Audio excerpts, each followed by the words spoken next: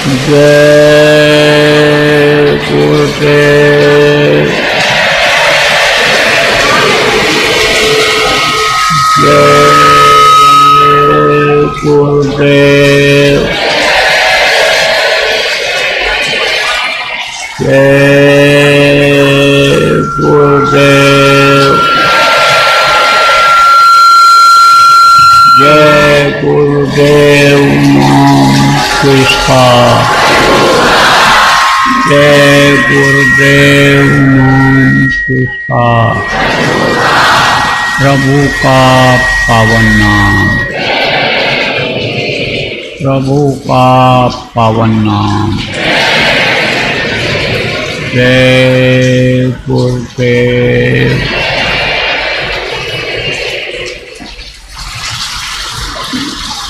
सतगुरु शांति वाले तुमको लाखों प्रणाम।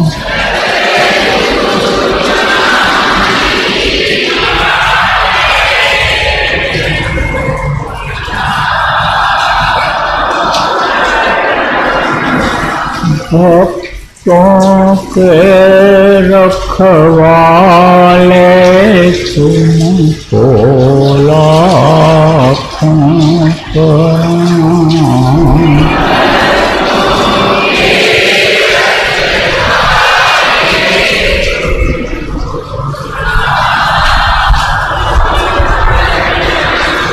सुखदारा परिवार जितने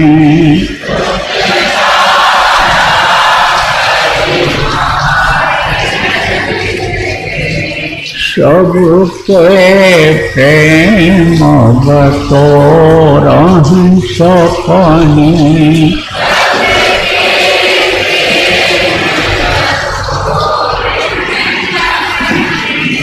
अंत समय कोई नहीं अपने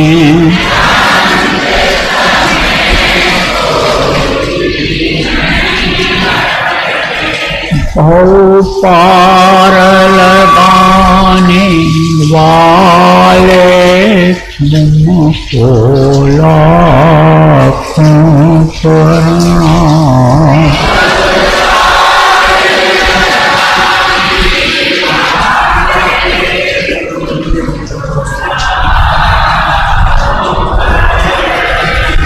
भक्तों के रखवाले तुमको लाखों प्रणाम।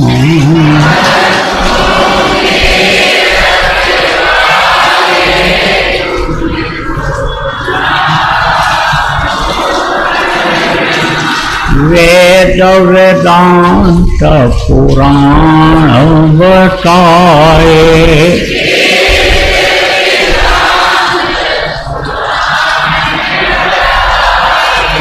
सदाचार सत्संग गाए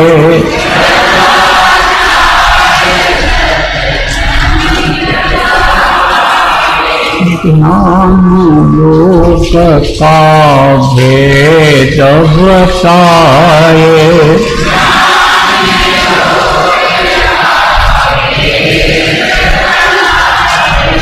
ज्योति जगाने वाले तुमको लाखों प्रणाम।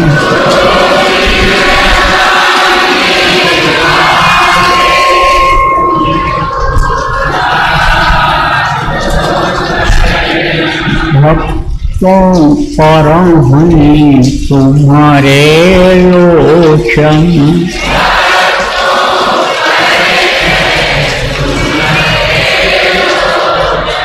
संकट तारण शोक विमोचन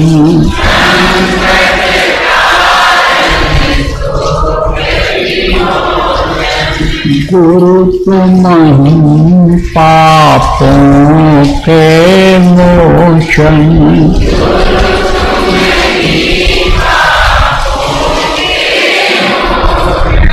सब भेद बताने वाले तुमको लाखों प्रणाम।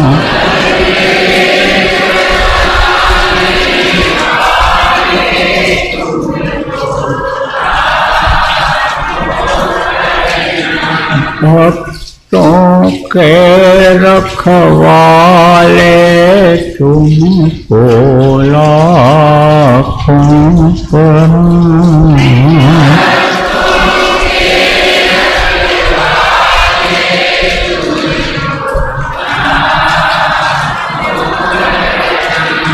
दीनों की विनती सुन लीजिए,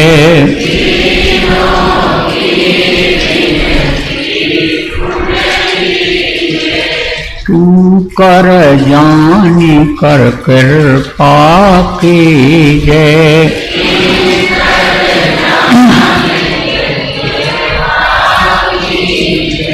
दर्शन अपना हरदम दीजिए,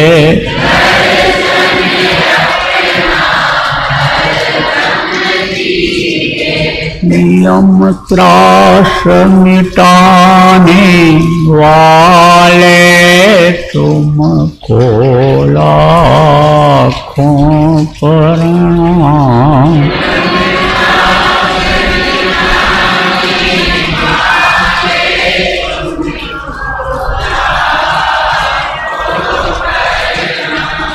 भक्तों के रखवाले तुमको लाखों प्रणाम।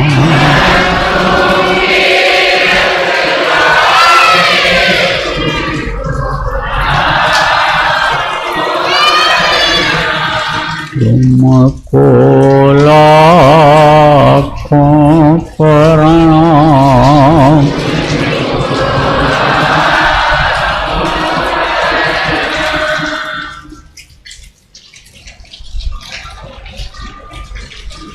जय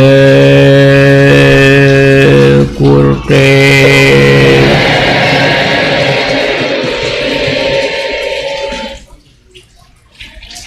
सर्वसमर्थ सर्वत्र स्मरणीय परम पूज्य गुरु जी महाराज, उपस्थित सभी सत्संगी साधक धर्म प्रेमी बच्चे एवं बच्चियों, गुरु महाराज अपार दया मेहर हुई और आज भंडारे के बाद मासिक भंडारा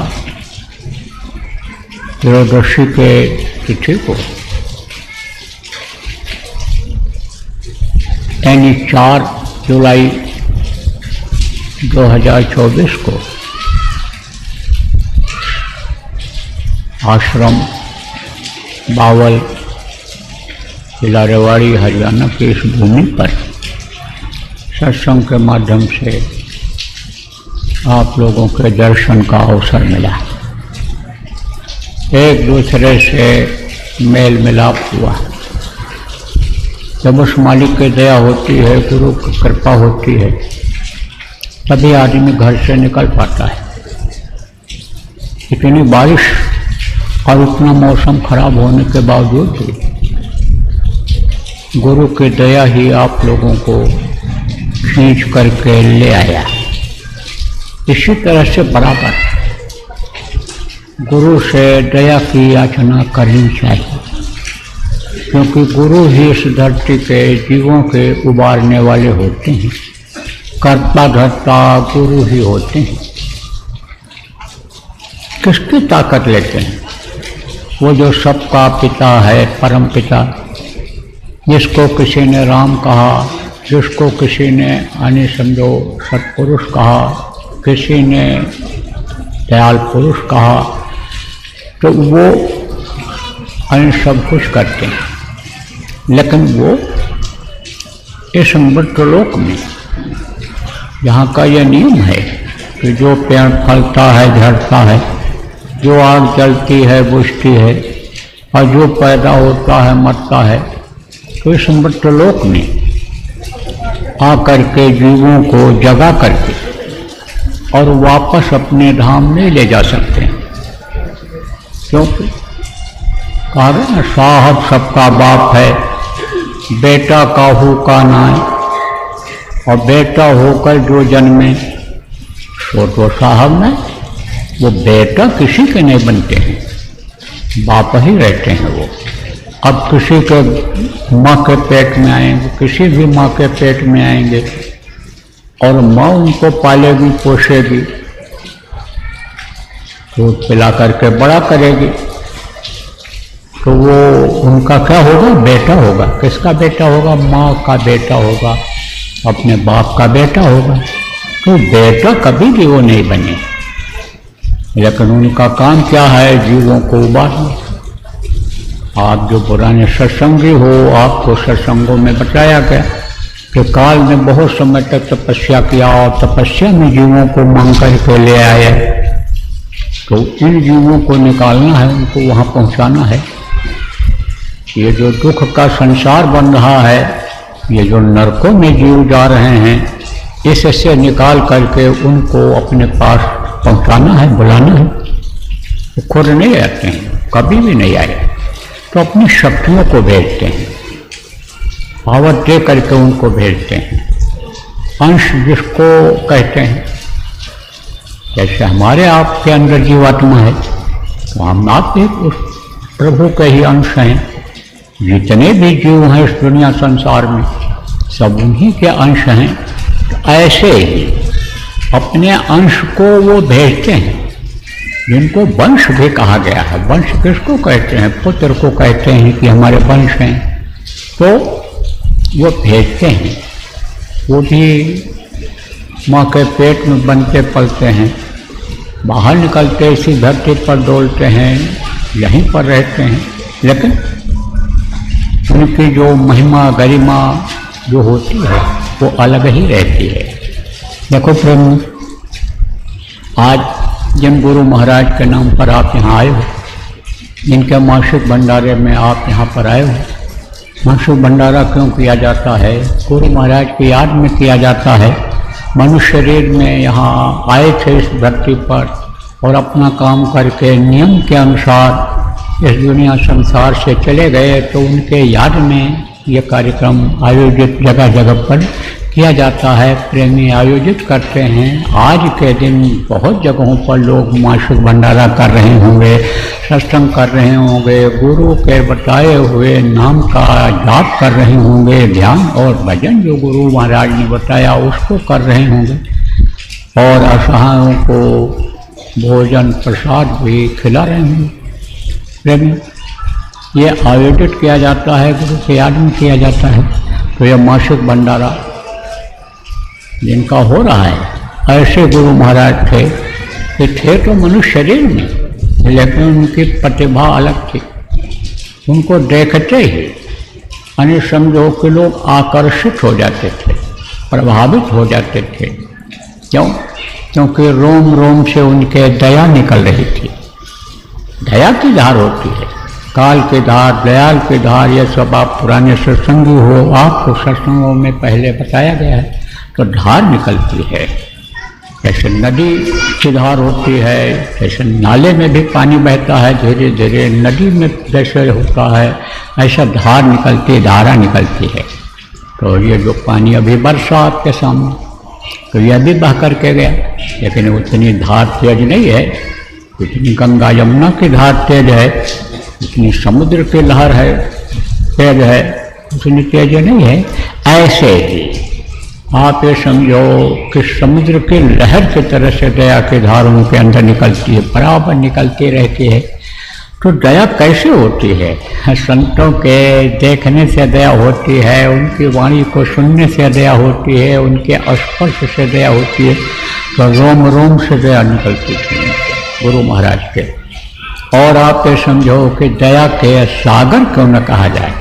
दया के सागर थे गुरु महाराज हमारे। आप जो नए लोग आए हो आपको बताते हैं, गुरु महाराज ने 3 यज्ञ किया था। एक ऐसे समय पर किया था जब भूखमरी बहुत फैली हुई थी और भूख से लोग मर रहे थे, अनाज की बड़ी कमी थी। यह कब की बात है, 1900 समझो कि 76-77 की बात है। अखबारों में अक्सर निकलता था यानी कि कमी है। गुरु महाराज ने एक यज्ञ किया, कहाँ पर? एक यज्ञ किया आपके अयोध्या में, जो सालजू की रेती है उसमें किया। और गुरु महाराज ने ऐलान किया था, मैं तो देवताओं से प्रार्थना करूंगा, देवता से प्रार्थना करूंगा कि ये इनको दें। गुरु महाराज के वाक्य हमको याद है। गुरु महाराज ने कहा था अपने सत्संग में कि भाई मैं देवता को खुश करूंगा और उनसे ये कहूँगा कि आप उनको भूखा मत मारिए, तड़प तड़प करके भूख से ये मत मारें। गुरु महाराज ने यज्ञ किया तो इतना गन्ना और चावल पैदा हुआ कि आज तक कोई कमी नहीं हो पा रही। उसके बाद दूसरा यज्ञ किया गुरु महाराज ने, कहाँ पर किया था? काशी में किया था। यज्ञ जो किया जाता है विधि विधान से किया जाता है और यज्ञ का फल लेने के लिए तो देवताओं को विधि विधान से बुलाया जाता है, वेद मंत्रों के द्वारा उनको बुलाया जाता है, उनको आहुति दी जाती है। जब वो खुश होते हैं तब यज्ञ करने वाला जो चाहता है उसकी इच्छा को वो पूरी कर देते हैं। तो गुरु महाराज तो समझो कोई चीज चाहते नहीं थे अपने शरीर के लिए, लेकिन जिन जीवों से जुड़े हुए थे वो उनके जीव जब दुखी थे, उनको प्रेम, बारिश हो रही है, अब चाहे कोई गरीब हो, चाहे अमीर हो, चाहे बड़ा आदमी हो, सबको प्रभावित करता है। जो ट्रेन से आए, बस से आए हो आपको भी प्रभावित किया। और गाड़ी में जो अपने बैठ करके आए, नहीं कुछ है तो गाड़ी से उतर करके जब आप यहाँ पर आने लगे तो आप भी भीगे। तो प्रभावित तो सब होते हैं। और अगर नहीं ज़रूरत है नई बरसात हो, अगर नहीं ज़रूरत है गर्मी न पड़े, तो समझो यही दया हो जाती है। तो जब ये देवता खुश हो जाते हैं तब ये जितना ज़रूरत होता है उतना ही पानी देते हैं, जितनी ज़रूरत पड़ती है उतनी ही गर्मी देते हैं, जितनी ज़रूरत पड़ती है ठंडी उतनी ही देते हैं। और जब ये नाराज़ हो जाते हैं तो हवा बहुत तेज चलने लग जाती है, बौंदर उठने लग जाता है। आदमी क्या, ऐसा भी इतिहास मिलता है कि आंध्र प्रदेश में एक बार इतनी बड़ी आंधी आई थी कि हाथी तक ऐसे उड़ते हुए लोगों को दिखाई पड़े थे। तो आंधी आ जाती है और कभी बाढ़ बड़ी तेज आती है, नुकसान कर देता है। या जल देवता नाराज हो जाते हैं, इतना बारिश कर देते हैं, नाराज हो जाते हैं तो पानी सूखा पड़ जाता है, पानी नहीं बरसते हैं, खुश हो जाते हैं कि जितना ज़रूरत है उतना ही देते हैं। तो आप ये समझो कि वेद मंत्र के द्वारा जब बुला करके इनको खुश किया जाता है तो ये खुश हो जाते हैं, जितना ज़रूरत होता है उतना ही देते हैं। करने वाले के यानी कराने वाले के दोनों की इच्छा के अनुसार काम करने लग जाते हैं, जो इनको खुश करते हैं, कराते हैं। तो आप ये समझो कि गुरु महाराज ने यज्ञ किया। वहाँ यज्ञ क्यों किया? क्योंकि विनाश किसके हाथ में है? ब्रह्मा को सृष्टि की रचना का काम दिया काल और आद्या महाशक्ति माया ने, और आप ये समझो कि विष्णु को पालन का काम दिया। ये जो पालन का काम करते हैं कौन? यही जो बाकी देवी देवता हैं। ये किसके निर्देश में चलते हैं? विष्णु के निर्देश में चलते हैं। और शिव का काम क्या है? संहार कर्म, मार देना। तो देखो प्रेम, जब भूख लगती है आदमी को तो गुस्सा करता है। कोई दुकान पर बैठा है, ऑफिस में बैठा है, अब भूख लग गई, दोपहर में भोजन नहीं आया खाने के लिए, तो दूसरे पर गुस्सा उतारता है। यहाँ से भेजने में देर हो गई घर से, और जो लेकर जाता है चपरासी हो नौकर हो उस पर गुस्सा उतारता है। क्यों? क्योंकि भूखा रहता है। ये प्रेत भूखे ही तो रहते हैं तो परेशान करते हैं। अकाल मृत्यु जिनकी हो जाती है प्रेत योनि में जाना पड़ता है। इसीलिए कहा जाता है कि बहुत संभाल के चलो, देख के चलो, सोच समझ करके काम करो। भगवान ने बुद्धि दिया है तो दुर्घटना न होने पावे, दुर्घटना में मृत्यु न होने पावे। इसीलिए कहा जाता है तो वो जो दुर्घटनाओं में मर जाते हैं, अकाल मृत्यु मर जाते हैं, उम्र पूरी किए हुए बगैर मर जाते हैं, उनको प्रेत योनि में जाना पड़ता है। वो बहुत पतला होता है, पेट बहुत बड़ा होता है, भूख लगी रहती है तो हमेशा परेशान रहते हैं, दूसरों को परेशान करते रहते हैं। तो जब भूख लगती है तो क्रोध आता है। तो गुरु महाराज ने कहा कि शंकर जी कह रहे हैं कि बहुत दिन हो गया हमको किसी ने खिलाया नहीं, तो आप हमको अगर भोजन करा दीजिए तो जो आप चाहेंगे वो मैं आपके लिए करूँगा। आप हमको एक बार खिला करके प्रसन्न कर दीजिए। गुरु महाराज ने कहा ठीक है। तो गुरु महाराज गए वहाँ। चूँकि यज्ञ विधि विधान से नहीं किया जाएगा तो शंकर जी का पेट नहीं भरेगा, तो उसके लिए विधि में क्या आता है कि सबसे पहले भूमि पूजन करो और उसके बाद में इस तरह का कार्यक्रम करो, अनुष्ठान करो। अरे आवाज़ सुनाई पड़ रही है आप लोगों को? बोलो, उधर सुनाई पड़ रही?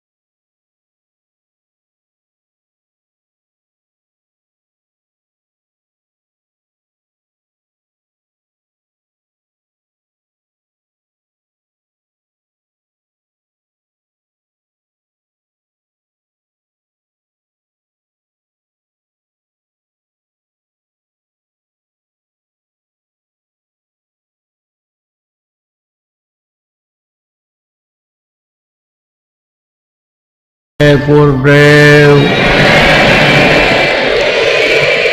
तो गुरु महाराज यज्ञ करने से पहले भूमि पूजन किया था, तो वहाँ गुरु महाराज हम लोगों को ले गए थे। गुरु महाराज की ऐसी दया हुई कि 1973 में नाम डाल लिया और जुड़ा, तब से बराबर सेवा देते रहे। तो मैं भी गया हुआ था। तो रात को करीब 8:30 बजा था, ठंडी का महीना था। तो सब लोगों ने कहा गुरु महाराज तो सत्संग करके आ गए, आराम करेंगे। और गुरु महाराज 8 बजे के लगभग भोजन लेते थे रात को, 8 साढ़े 8 के अंदर ले लेते थे। तो 8:30 बजे करीब बुलाए हमको, बोले कहे गाड़ी लगवाओ, उधर चलेंगे देखने। तो एक गाड़ी ले लिया, 2-3 लोग हम पीछे बैठ गए और गुरु महाराज उसी गाड़ी में, वो जिप्सी गाड़ी थी उसी में आगे बैठ गए। और गए उधर कहाँ, जो मेन रोड था उस तरफ सकरा रास्ता था, पतली सड़क थी, कच्ची सड़क, दोनों तरफ ऊंची ऊंची दीवारें थीं, बाड़ बना रखा था लोगों ने जानवरों से बचत के लिए। उसी में जा रहे थे हम लोग और गुरु महाराज सब देखते हुए पूछते हुए जा रहे थे, ये क्या है, वो क्या है, क्या है, क्या, पूरा जायजा लेते हुए। उधर से बूढ़ी माँ, दुबली पतली एकदम से, कमर टेढ़ी और गठरी लिए हुए, सिर पर रखे हुए और धीरे धीरे चली आ रही। गुरु महाराज की गाड़ी की रोशनी जब आँखों में पड़ी तो एक तरफ किनारे हो गई और गुरु महाराज धीरे धीरे धीरे धीरे धीरे कहे धीरे धीरे चलो। जब वो एकदम किनारे उधर हो गई जहाँ मोड़ था, यहाँ पर गुरु महाराज निकल गए। फिर जहाँ गाड़ी घुमाने लायक था वहाँ से बोले मोड़ लो, और मोड़ करके आए। तब तक वो बूढ़ी माँ थोड़ी दूर आगे चली थी। अब जब उधर से फिर गाड़ी आई तो फिर वो किनारे ऐसे खड़ी हो गई। तो गुरु महाराज ने जो गाड़ी चलाते थे उनसे कहा, इनको माता को बैठा लो, इनको बैठा लो। अब फटाफट हम लोग जब आवाज़ सुने तो गाड़ी जैसे रुकी, पीछे उतर करके पीछे बैठे थे और माता का जो है गठरी लिया। कहा माता जी चलो ये गाड़ी पर हम लोग चल रहे हैं वहीं पर। कहा भैया कहाँ यज्ञ हो रहा है, बाबा का यज्ञ कहाँ हो रहा है। तो हम लोगों ने कहा कि चलो आपको पहुँचा देंगे वहीं। तो गठरी लेने में तो जैन संकोच कर रही थी, लेकिन जब कई लोग थे देख लिया, कुछ भी सोचा होगा उन्होंने कि कहीं मान लो बदमाश ही हो तो मार पीट करके छीन लें, तो इससे अच्छा दे दिया। अब रखा गठरी को और माता को बैठाया उसमें। तो कहा भैया कहाँ हो रहा है यज्ञ, कहाँ हो रहा है, चलो माता जी वहीं चल रहे हैं हम लोग। अरे तो बाबा कहाँ मिलेंगे, कब मिलेंगे। तो उसी में एक आदमी और थे, उन्होंने कहा भाई इसी में बैठे हैं। अरे इसमें कहाँ बैठे हैं भैया, इसमें कहाँ बैठे हैं। अब गुरु महाराज आके बैठे थे। अब उन्होंने जब ऐसे झांका देखा तो वो हाथ जोड़ी गुरु महाराज को देखते। गुरु महाराज मुड़े नहीं वहाँ।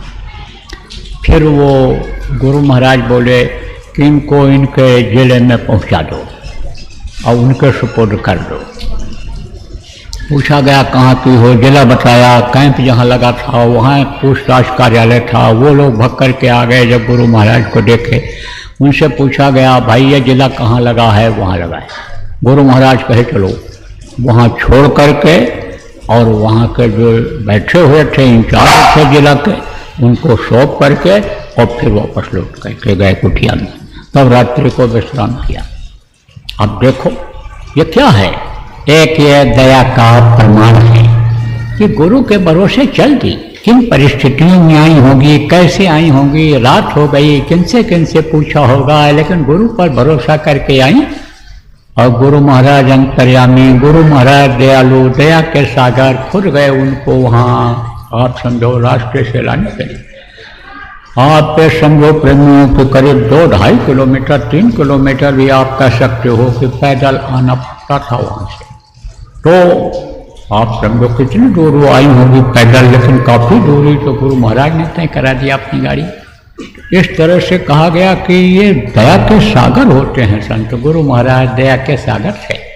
और जहाँ तक मैंने बताया कि रोम रोम से दया बरसती है, उसका भी एक उदाहरण आज के दिन आपको दे दें। गुरु महाराज की याद में बिहार में रींगा राइस मिल है, तो वहाँ पर कार्यक्रम था गुरु महाराज का। तो वहाँ कार्यक्रम चल रहा था। तो जब कार्यक्रम शुरू हो जाता था तो हम लोगों को थोड़ा मौका मिल जाता। तो सत्संग तो मतलब बराबर एक जैसा ही रोज होता रहता था। तो घूमते हुए चले जाते थे। तब उधर गए तो कुछ लोग आने बैठे थे वहाँ, कहाँ, चाय की दुकान पर। अब आप ये समझो कि उधर से हम लोग भी चले गए। पहचान तो थी नहीं कि ये चला है कि कौन है क्या है। कपड़ा साधारण सादा पहनते थे। तो देखा तो एक आए नेताजी, घुटने से नीचे तक कुर्ता पहने हुए थे, बढ़िया अलग अलग। और उसी तरह के 1-2 आदमी उनके और साथ थे। तो चाय वाले ने उनको राम राम किया। फिर बोले क्या हो रहा है। तब उसने कहा बाबा का कार्यक्रम हो रहा है। कौन बाबा, कौन बाबा का कार्यक्रम हो रहा है। बाबा जय गुरुदेव। अच्छा, तो पान खाया वहीं पर। अब प्रेमी भी वहीं एक बैठा था। कोई भी प्रेमी रहा हो क्या रहा हो, उसने कहा कि चलो सुन लो नेताजी। बोले ना, वो तो हमारा मछली छोड़ा देंगे, मांस छोड़ा देंगे। अरे तो मांस मछली कौन छोड़ा देंगे आपका, चलो सुनो तो ना। उनके आंखों में मोहनी है, जिसको वो देखते हैं वही उनका हो जाता है, मोहित हो जाता है। मैं नहीं जाऊँगा। अब आप ये समझो बैठ गए, वहीं पर आवाज़ आ रही थी, सुनते रहे। और सुन करके जब आप ये समझो खत्म हुआ सत्संग और लोग बैठे, ऐसे गुरु महाराज लाइन में बैठाते थे और सिर पर हाथ रखते थे और किसी की कोई बात होती थी तो सुनते थे। बहुत बड़ी संगत तो थी नहीं उस समय, तो समझो थोड़ी संगत थी। अब तो धीरे धीरे प्रेमियों गुरु के नाम को, काम को बढ़ाने में जब इतने लोग हम आप लग गए तो समुद्र जैसा रूप अब धारण कर रहा है जगह जगह पर। पहले तो ऐसा था नहीं। गुरु महाराज ने तो समझो कि संतों की, संत मत की जो नींव थी उसको डाला था। अब तो मकान आप बना रहे हो, अब उसकी छाया और लोगों को मिलेगी। यूँ समझ लो कि जल डाली थी तो उसको सींचा करके, सींच करके पौधा बनाने का काम गुरु महाराज ने किया। पत्तियाँ बन गई, उसमें डालें बन गई और आप ये समझो छोटे छोटे फल लग गए। लेकिन मीठा फल खाने का समय तो अब आएगा, तो उसको आप कर रहे हो, पहले ऐसा नहीं था। तो जब दर्शन करने का समय आया तब फिर पूछा उसने, भाई ये क्या हो रहा है? चल पड़ा वहाँ से देखने के लिए क्या हो रहा है। तो एक आदमी दर्शन करके जा रहा था तो कहा क्या हो रहा है? तो बोले बाबा आशीर्वाद दे रहे हैं। अरे तो कहा चलो चलो भाई आशीर्वाद ले लें। चलो, वही लोग जो वहाँ बैठे थे वही फिर आए, बैठ गए लाइन में और सिर पर जब हाथ रखवाए, अरे चेहरा खिल गया। जब नज़रों की तरफ देखे गुरु महाराज, तेरी नज़रों में कोई करामात है, हर समय होती अमृत की बरसात है। तो ऐसे अनि इस धरती पर आया करते हैं जिनको गुरु सदगुरु लोगों ने कहा है, स्पिरिचुअल मास्टर कहा है, मुर्शिद कामिल कहा है। तो आज गुरु के याद में हम आप अनि समझो यह मासिक भंडारा का कार्यक्रम आयोजित किए। अब आप ये समझो प्रेमियों, गुरु महाराज आए, गुरु महाराज ने बताया क्या? कोई नया रास्ता नहीं बताया। जो पुराने संत भेजे गए, सत्पुरुष ने पुराने संतों को जिनको भेजा, आप ये समझो प्रेमियों, जो उन लोगों ने बताया वही गुरु महाराज ने बताया। रास्ता एक ही है, मार्ग एक ही है, लेकिन यह है कि विधि सरल जब हो जाती है तो उस मार्ग पर चलकर, उस रास्ते पर चल करके आदमी अपने मंजिल तक आसानी से पहुंच जाता है। तो रास्ता वही है, मार्ग वही है। लेकिन समय समय पर जब संत आए हैं तो इसको सरल किए हैं, आसान किए हैं, समझाने के लिए लोगों को, जीवों को मनाने के लिए उसी तरह से मेहनत किए हैं। पहले के जो संत रहे वो ज़्यादा मेहनत नहीं किए हैं। जो ज़्यादा मेहनत किए हैं जीवों के लिए, उनका नाम तो आज भी लोग जानते हैं। उनका इतिहास में नाम मोटे अक्षरों में लिखा हुआ है। उनकी पुस्तकें बन गई, किताब बन गया।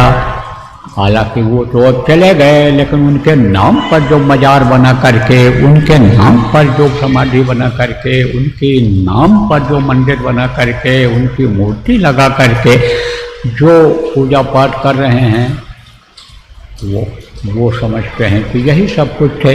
लेकिन वो सब कुछ में उस समय पर थे।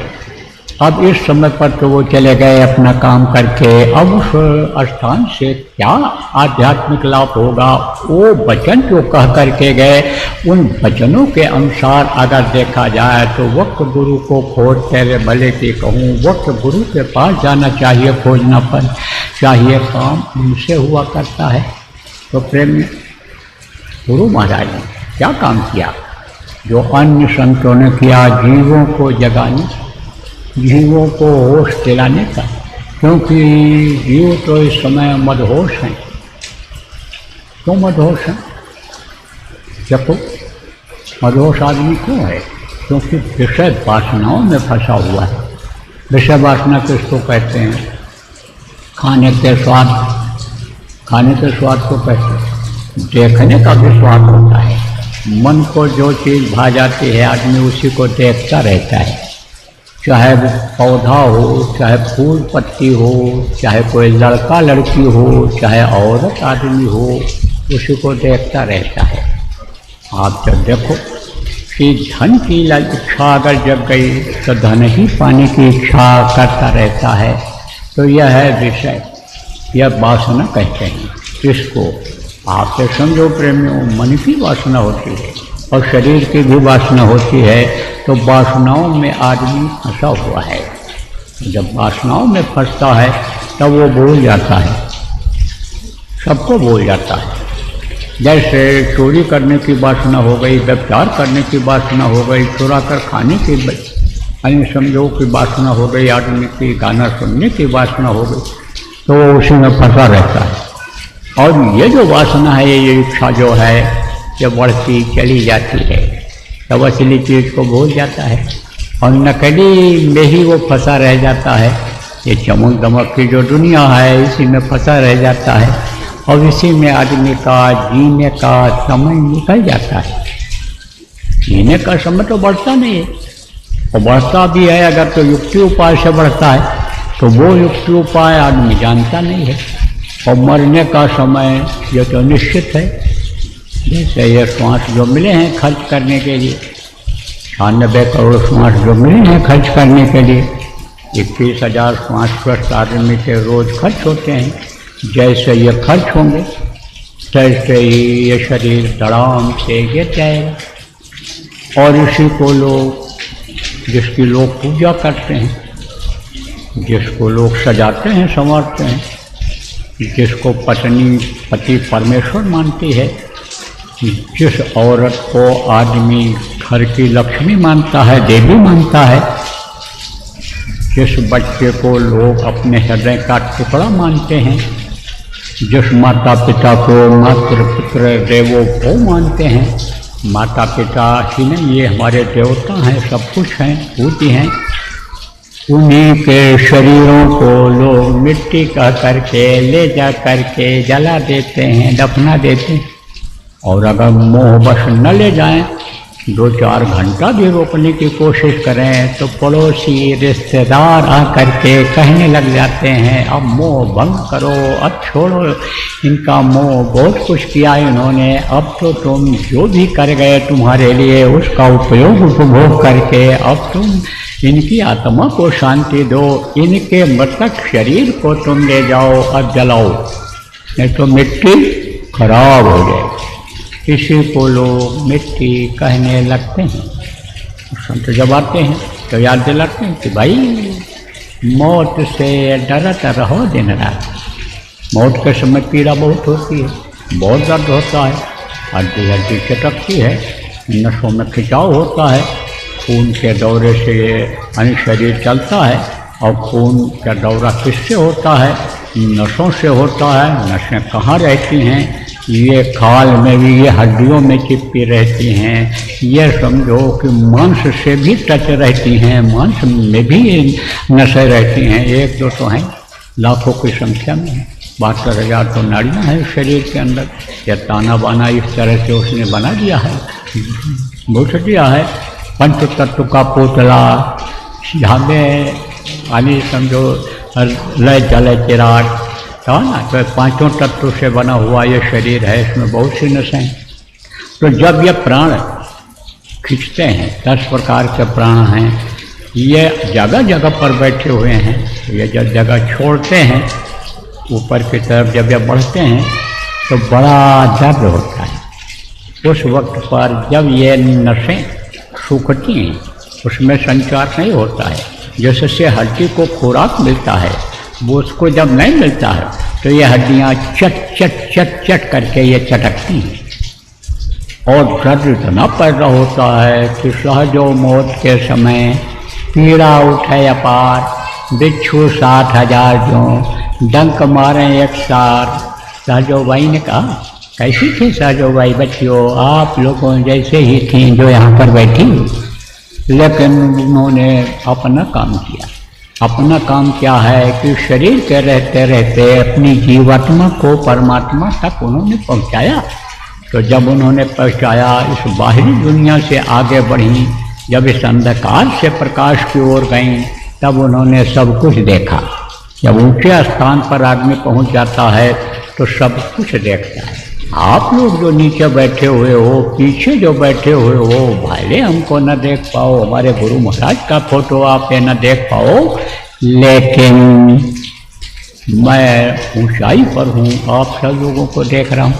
ऐसे ही जब जीवात्मा ऊपर जाती है तो सब कुछ उसको दिखाई पड़ता है। तो मरते समय उन्होंने देखा तो कहो अरे ये तो छटपट कर रहा है, कारण क्या है? जब देखा कि हड्डी हड्डी चटक रही है और आँख की रोशनी खत्म हो रही है, खुद देख नहीं पा रहा है, कौन है क्या है, चिल्ला रहा है, जबान टुटली हो गई है।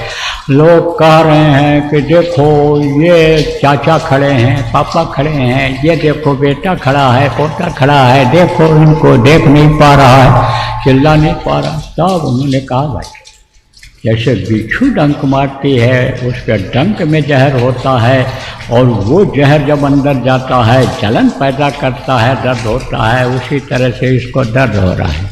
60,000 बिच्छू, 60,000 जो डंक मारे एक साथ, तो मौत के समय बहुत पीड़ा होती है, बड़ी पीड़ा, बड़ा दर्द होता है। तो समझो कि ये बातें आदमी भूल जाता है कि मौत भी एक दिन आएगी। यही बात आदमी भूल जाता है प्रभु को, जिन्होंने सारी दुनिया बनाया, जिन्होंने देवी देवता को बनाया। तो संत जब आते हैं तो यही बातें दोहराते हैं, याद दिलाते हैं। देखो दिन में काम करते हो और शाम को खाए सो गए, तो दिन की जो घटना होती है, सुबह सुबह कोई घटना घट गई, कोई अच्छी खबर मिल गई, कोई खराब खबर मिल गई, कोई आपको गाली दे दिया, धोखा दे दिया, दिन भर याद आता रहता है और रात को वही सोचते रहते हो, नींद नहीं आता है। लेकिन सुबह जब उठते हो तो उसमें कमी आ जाती है और 1-2 दिन के बाद उसको भूल जाते हो। ऐसे ही भूल और भ्रम के संसार में आदमी फंस जाता है और प्रभु को ही भूल जाता है। जब संत आते हैं याद दिलाते हैं कि भाई यहाँ तुम्हारा कुछ भी नहीं है, एक दिन तुमको इसको छोड़ करके जाना पड़ेगा और जब छोड़ करके जाओगे तो ये धन पुत्र परिवार तुम्हारा कोई भी साथी नहीं बन पाएगा। इसलिए सतगुरु कहते हैं अगर वो पार होना चाहते हो तो मैं तुमको पार करने के लिए आया।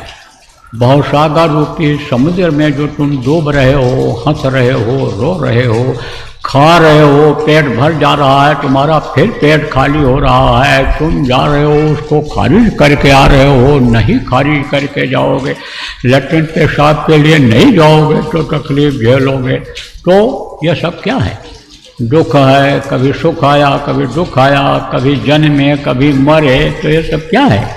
यह सब है भवसागर। सतगुरु आते हैं तो कहते हैं हमारा बाँव पकड़ो तो हम तुमको भवसागर से पार कर देंगे।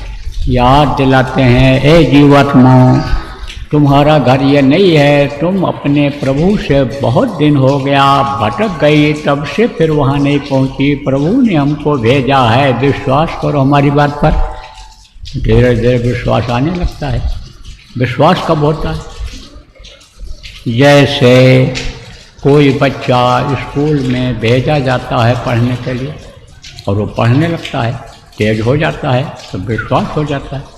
जैसे बगल का कोई बच्चा भेजा गया था पहले और वो पढ़ करके अच्छे वादे पर चला गया, तो पड़ोसी रिश्तेदारों को भी ये मालूम हो जाता है कि ये बच्चा अगर उस स्कूल में पढ़ेगा, वहाँ के मास्टर जी लोग पढ़ाएंगे तो यह भी आगे बढ़ जाएगा। ऐसे विश्वास होता है। एक डॉक्टर का इलाज किसी ने कराया, तकलीफ दूर हो गई, तो जब पता चलता है कि ये डॉक्टर काबिल हैं, ये अच्छा अन्य समझो दवा देते हैं, ये हमारे मर्ज को दूर कर देंगे, तो उनके पास आदमी जाता है, तब विश्वास होता है। ऐसे ही पहले विश्वास दिलाते हैं। देखो गुरु महाराज अपने थे, आज जिनको याद करने का समय, ऐसे थे, एक से एक बीमार लोग गए, असाध्य रोग वाले गए। डॉक्टर कह रहे थे कि बस अब दिन गिनो, अब ये जाने वाले, लेकिन उम्र बाकी थी। जैसे वोट लग जाते हैं बहुत से लोगों को, आज भी वोट लग गए, घर घर वोट, तो वो वोट लगा हुआ, अब वोट को उन्होंने मना लिया। मनाना पड़ता है, समझाना पड़ता है, खिलाना पड़ता है, ये सब जो तरीका जानता है वही कर सकता है। अब वोट को मना लिया, खुश हो गया, छोड़ दिया। वही जो अन्य दिल के धड़कन को बढ़ा देता था, सांस को फुला देता था, जो दौड़ते समय सांस फूलता है, बैठे बैठे एकदम से अचानक सांस फूलने लगता था, वही हट गया, ढीला कर दिया, खुश हो गया। जब तकलीफ नहीं दे रहा है तो समझो वही आदमी बहुत दिन जिंदा रह गए।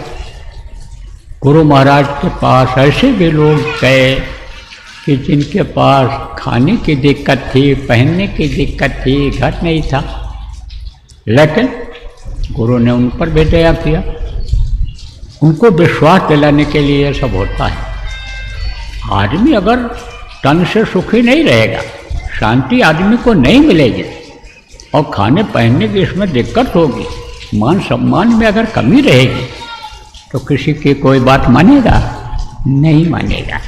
तो पहले तो गुरु महाराज ने इस तरह से लोगों को विश्वास दिलाया, और उसके बाद में फिर इससे परे की जो विद्या है वो बताया उन्होंने, बहुत चीज़ें बताई। स्वस्थ कैसे रहें, गृहस्थी में लड़ाई झगड़ा कैसे न हो, कैसे रुपया पैसा में बरकत हो, मानसिक शांति कैसे मिले, इन सारी बातों को गुरु महाराज ने खोल खोल करके बताया, समझाया।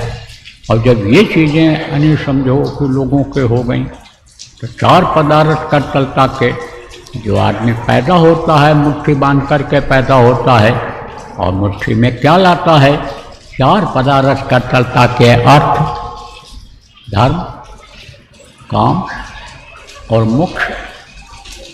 तो अब आप ये समझो, गरीब को अर्थ मिल गया जिसको धन कहते हैं, अर्थ, धर्म, और धार्मिक आदमी के पास कोई चीज़ की कमी नहीं रहती है।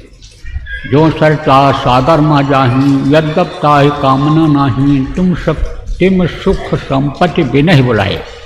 और धर्मशील प्रजा सुभाए, धन दौलत मान सम्मान, ये सब चीज़ें धार्मिक लोगों के पास आ जाती हैं। और धर्म की जो व्याख्या करते हैं, धर्म को जो समझा जाते हैं, वही पूज्य हो जाते हैं, उन्हीं को लोग भगवान कहने लग जाते हैं। तो ये चीज़ें तो मिली जाती हैं, लेकिन धर्म की जो व्याख्या करते हैं, धर्म को जो समझाते हैं, धर्म को जो सिखाते हैं, जो मानव का धर्म है वो सिखाते हैं, ये कोई जरूरी नहीं है कि मुक्ति और मोक्ष ही वो दे ले जाए। देखो, अधर्म फैला जब, कब? द्वापर में। अधर्म जब फैला तो भेजे गए, कौन भेजे गए? कृष्ण भगवान भेजे गए।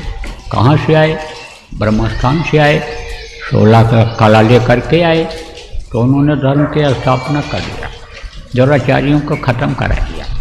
कि कालस्थान से आए थे, और काल का काम क्या है? दया करना।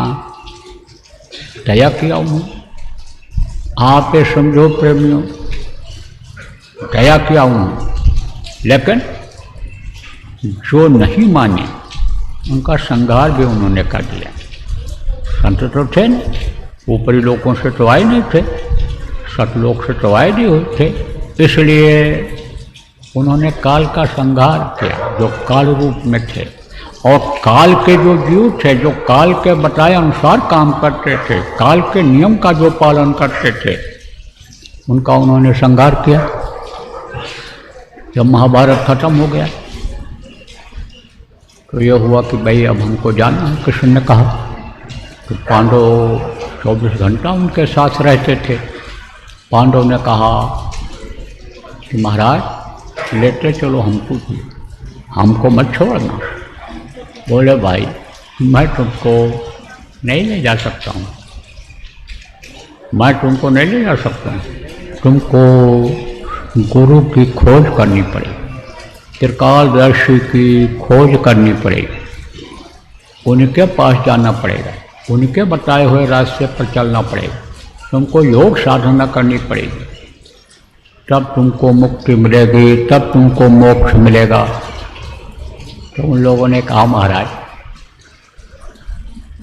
हम अब इस उम्र में योग साधना कर कैसे पाएंगे? सारी जिंदगी तो आपके साथ लगे रहे, जवानी आपके साथ निकली, बचपना आपके साथ निकला, तो अब कैसे बुढ़ापे में भजन भाव भक्ति हो पाएगी? हम संत को खोज पाएंगे,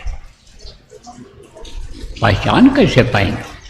बोले पहचान तो मैं तुमको बता दूंगा, खोजना तुमको पड़ेगा, जाना तुमको पड़ेगा उनके पास। बोले आप बता दोगे? यह बात सत्य है कि हमेशा इस धरती पर संत रहते हैं। गिरी बदरिया पाप की बरस गई अंगार, संत न होते जगत में जल मरता संसार, संसार खत्म हो गया होता तो रहते हैं, ये बात तो सत्य है। आप बता तो दोगे, भेज तो दोगे, लेकिन हम योग साधना कैसे कर पाएंगे? महाराज दया करो, लेते चलो। बोले नहीं हो सकता है। जो जिस काम के लिए भेजा जाता है वही काम करता है। धर्म की स्थापना के लिए, सज्जनों की रक्षा के लिए, दुराचारियों के संहार के लिए मैं आया था।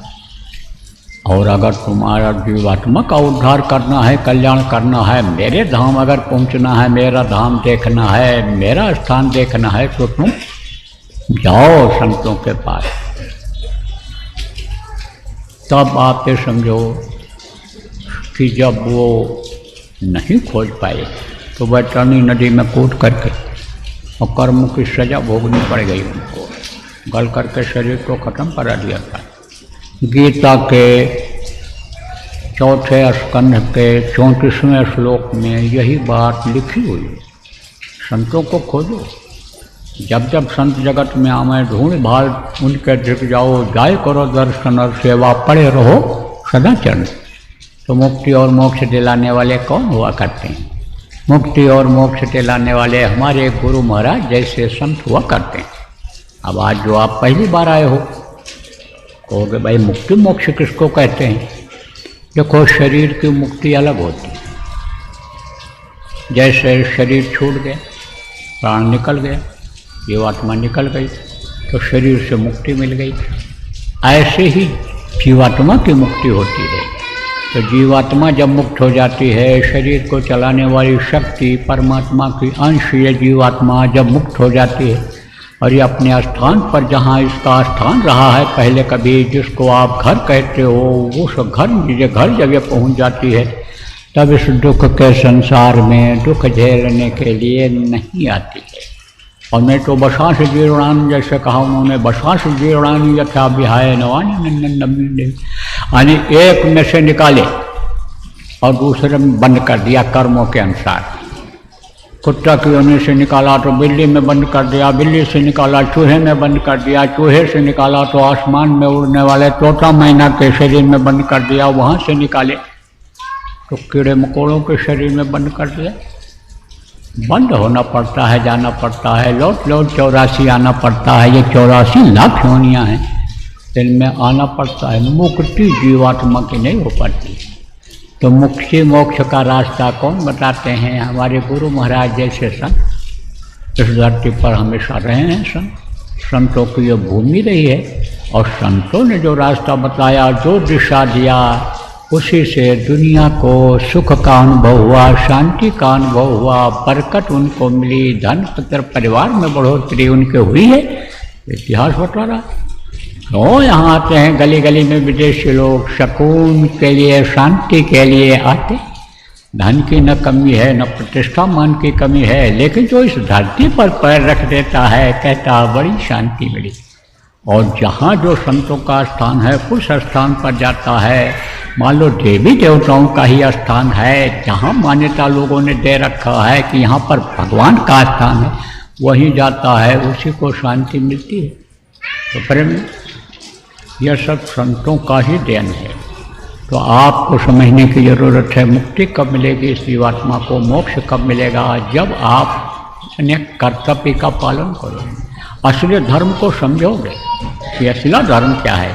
असला धर्म रोटी खिलाना, पानी पिलाना यह नहीं है। दान पुण्य कर देना, दूसरे की मदद कर देना, परोपकार कर देना, मनुष्य का परोपकार कर देना, मनुष्य के शरीर को परोपकार करके कपड़ा पहना देना, दुखी है तो उसके दुख को दूर कर देना, बीमार है तो दवा को करा दे, यह असला धर्म नहीं, यह तो मानव धर्म, यानी समझो कि गृहस्थ का धर्म, इस धरती पर रहने वालों का धर्म है। असला धर्म जो है वो एक है, सबका है, चाहे कोई हिंदू हो, चाहे मुसलमान हो, चाहे कोई सिख ईसाई हो, चाहे कोई स्त्री हो, चाहे कोई पुरुष हो, चाहे बच्चा हो, सबका एक लक्ष्य है, एक धर्म है कि इस जीवात्मा को जीते जी उस परमात्मा तक पहुंचा दिया जाए। मरने के बाद भगवान किसी को मिला? नहीं मिला और न मिलेगा। और जो लोग अपने पैर से चल करके आए हो, जिनका दिल दिमाग ठीक है, होश में हो, आप ये समझो, इस बात को आप ये सोचो कि बुढ़ापे में हम भगवान की खोज कर लेंगे और बुढ़ापे में हम भजन भाव भक्ति करेंगे। तो इसमें बुढ़े लोग भी हैं, पूछो उनसे क्या हाल है। और ना कोई बुढ़े मिले तो मुझसे पूछ लो दिल की बात। इस समय हाथ पैर आँख कान साफ जो है जवाब दे रहे हैं। अब तो वही समय है कि एक दिन जैसे घड़ी की दोनों सुइयां 12 जब बजता है तो हाथ जोड़ देती हैं कि हम आगे नहीं बढ़ेंगे, अब हम आगे नहीं बढ़ेंगे, ऐसे ही ज़िंदगी हाथ जोड़ देती। तो बुढ़ों के बस का तो कुछ नहीं है, उनको तो देव देव आलसी पुकारा, उनको तो केवल भगवान को ही याद करना रहेगा, गुरु को ही याद करना रहेगा। लेकिन तब गुरु याद आएंगे, तब भगवान आएंगे जब मन उधर से हटेगा, इधर से खाने की तरफ से हटेगा, मन जब ऐश आराम की तरफ से हटेगा। क्योंकि बुढ़ापे में मन ये और जवान हो जाता है, करने लायक कुछ नहीं, और देखते ही काम वासना दिमाग में आने लगती है, क्रोधी स्वभाव हो जाता है बुढ़ापे में। लोभ इतना। यहीं राजस्थान के एक सेठ थे, तो हमारे पास जाते थे, गुरु महाराज के वहाँ दरबार में जाते थे, वहीं हमारी ड्यूटी थी। पहले हमसे लोग मिलते, फिर गुरु महाराज से मिलवाया जाता था, तो मिले बैठे हुए थे, बैठते रहते थे। तो एक आदमी ने कहा कि सेठ जी यहाँ दुकान मिल रही है, बहुत बढ़िया दुकान है, बड़ी अच्छी जगह पर है। कहा कहाँ पर? एकदम चौंक करके बोले कहाँ है? तो कहा यहीं बहुत सस्ती मिल रही। कितने में मिल रही? 4 लाख रुपए में। हैं? 4 लाख मिल रही है? कहाँ पर है? तो जानते थे, काफ़ी दिनों से आते जाते थे, सब एरिया जानते थे। तब जो है बोले, हमने कहा सेठ जी लोगे? तब उनको याद आया, अरे अब हम क्या करते हैं, अब हमारे बस का क्या है, हमने तो लड़कों के लिए कर दिया, वहीं पर वो कमा खा रहे हैं, कोई यानी अब उनको ज़रूरत नहीं है, अब हम क्या करते हैं। लेकिन मन देखो कितना तेज दौड़ा, मन बहुत तेज दौड़ा। ये जो काम की वासना है, लोभ की वासना है, ये जो यानी अहंकार की वासना है, ये यानी खत्म होती है बुढ़ापे में और जोर करती है। मोह तो सबसे देर में छूटता है, पैदा होते ही इसका हमला हो जाता है, एक के बाद दूसरा, दूसरे के बाद तीसरा आता है। मोह सबसे पहले आता है और मोह जो है आखिर तक बना रहता है। मोह अगर न पैदा हो तो माँ से जब मोह नहीं होगा तो बच्चा भूखा मर जाएगा। तो मोह सबसे पहले आता है, फिर उसके बाद में लोभ आता है, और फिर उसके बाद में अहंकार आता है, उसके बाद में काम आता है। तो यह धीरे धीरे जैसे जैसे उम्र खत्म होती जाती है, एक के बाद दूसरा तीसरा ये कम होते चले जाते हैं, लेकिन मोह आखिर तक बना रहता है बुढ़ापे में। तो बुढ़ा आँख बंद किए हुए लेटा है, समय गिन रहा है, समय पूरा कर रहा है कि कब छूट रहे शरीर, कब छूट रहे। चले जाओ, कहो दादाजी चलो आपको घुमा ले आऊँ।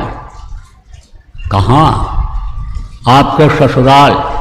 और ससुराल ससुराल का नाम सुनते ही टक से आँख खोल देगा, कहेगा ले चलो भैया एक बार घुमा ले आओ। तो मोह सकल व्याधिन कर मूला, मोह ही अन्य नहीं छूटता है। तभी तो कहा गया ना मोह माया से मुख को मोड़ो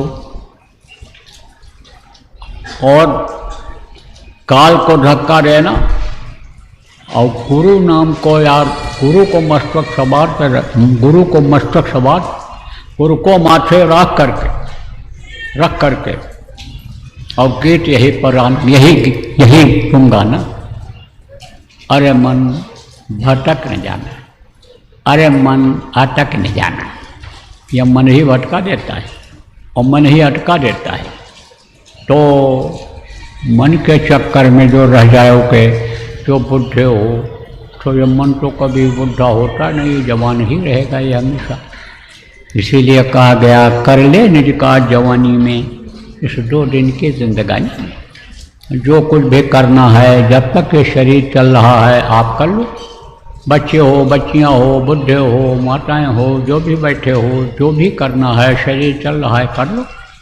नहीं, जब और उम्र बढ़ती चली जाएगी, आप ये समझो कि जैसे कोई फल है, आम का फल है, छोटा रहता है, बड़ा होता, हरा रहता है, धीरे धीरे पीला पड़ने लगता है और बस उसके बाद एकदम जहाँ पीला पड़ा तहाँ गिरे गए, फिर उसको कोई संभाल नहीं सकता। और से लोग उसके ऊपर कबर लगा देते हैं, थैली लगा देते हैं कि इसको कोई पक्षी न काटे, जानवर न काटे, इसको इसके अंदर बंद रहा है, लेकिन टूट करके उसी में नीचे गिर जाता है। जमीन पर भले न गिरे, तो उसका समय होता है, तो समय जब पूरा हो जाएगा तब आप कुछ नहीं कर सकते। फिर तो मुट्ठी बांध कर आए थे, हाथ फैला करके चले जाओ, न कुछ लेकर आए न कुछ लेकर गए, न कुछ लेकर आया जग में न तू लेकर जाएगा। सोच समझ ले रे मन मूर्ख, आखिर में पछताएगा, आखिर में तो जुआरी हो जाओ। कौन जुआरी? हारा हुआ जुआरी, जीते हुए जुआरी अभी हो, लेकिन ये नहीं जान रहे हो कि जिंदगी से एक एक दिन हम हारते चले जा रहे हैं। और जैसे जुआ में जुआरी हार जाता है तो फिर नीचे करके ऐसे मुर्दा बिल्कुल हो करके घर की तरफ लौटता है। चेहरा देख लो, चाल देख लो, तो जुआरी का तो पता चल जाएगा कि यह आज हारा हुआ है। और जिस दिन जीत कर आता है उस दिन खुशी का कोई ठिकाना नहीं रहता है, अंग अंग से उसकी खुशी झलकती है। तो एक दिन इस जिंदगी से हार जाना पड़ेगा और फिर पछताए वोट क्या, जब चिड़िया चुग गई खेत, जब उम्र खत्म हो गई, मरने का समय आ गया, तब भगवान को पा सकोगे कि बच्चों तुम पढ़ाई करके एमए PhD डिलीट कर सकोगे, या तुम MBBS MS कर सकोगे, या IAS PCS कंपटीशन में बैठ करके तुम उसमें आ सकोगे, कुछ नहीं कर सकते। ऐसे ही ये जो परमार्थी काम है, इसको आपको इसी क्रम में जोड़ लेना है कि जिससे जो पढ़ाई लिखाई का काम है, खेती गृहस्थी का काम है, नौकरी व्यापार का जो काम करते हो वो भी काम आपका चलता रहे, लेकिन उसी के साथ यह भी जोड़ देना है कि जिन लोगों को नामदान मिल गया, जिन लोगों को सुमिरन ध्यान भजन करने का तरीका गुरु ने बता दिया, उसको आप लोग बराबर करते रहो। और जो लोग आप नए लोग आए हो नामदान लेने के लिए, उनको तो बस यही बात याद रखना है कि यह मनुष्य शरीर पता नहीं कब छूट जाए, इसका कोई भरोसा नहीं है।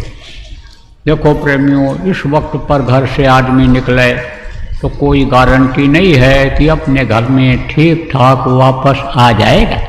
बहुत कुछ कह करके आता है, बहुत कुछ काम छोड़ करके आता है, बहुत कुछ बता के आता है, यह भी कह कर आता है कि अभी लौट करके आते हैं और कर लेंगे, बता दो। लेकिन कोई गारंटी है कि पहुंच जाएगा? नहीं पहुंच सकता है। हिल्ला रोजी बहाने मौत कारण बन जाता है और पहुंच नहीं पाता है आदमी।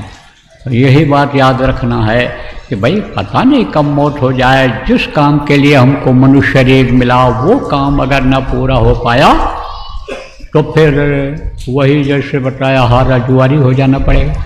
तो किस काम के लिए जब मनुष्य शरीर मिला है? अपनी जीवात्मा के उद्धार के लिए, कल्याण के लिए, मुक्ति मोक्ष के लिए, ऐसी जगहों पर पहुंचा दे, ऐसी जगह पर पहुंचा देने के लिए कि जहां से वापस आना नहीं होता है।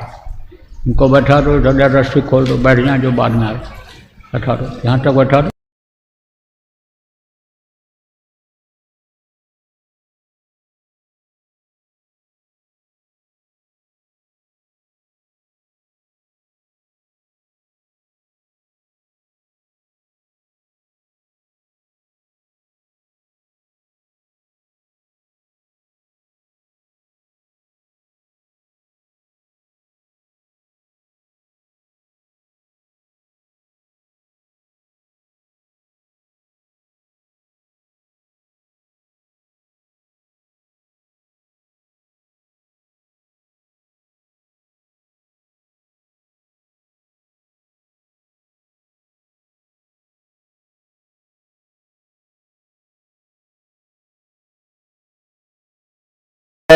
गुरुदेव।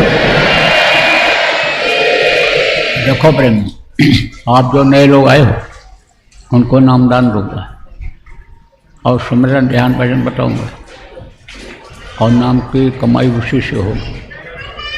तो अभी तक तो आपने कमाई किया, शरीर के लिए किया, अब आत्मा के लिए कमाई करनी है।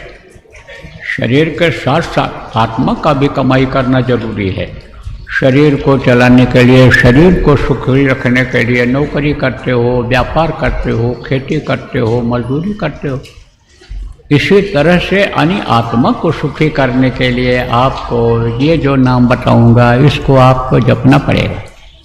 तो यह नाम वो नाम है कि जो ध्वन्यात्मक नाम है। ध्वन्यात्मक नाम किसको कहते हैं? जिसको बोला नहीं जाता है, जिसको सुना जाता है। तो आप तो कहोगे भाई बहुत सारे नाम हैं जिनको हम सुनते हैं।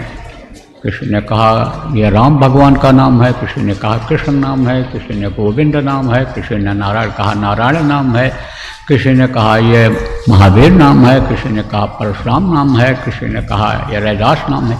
तो ये जो नाम है, ये जिन नामों को आप सुनते हो कहते हो भगवान का नाम है, ये उनके शरीर का नाम है।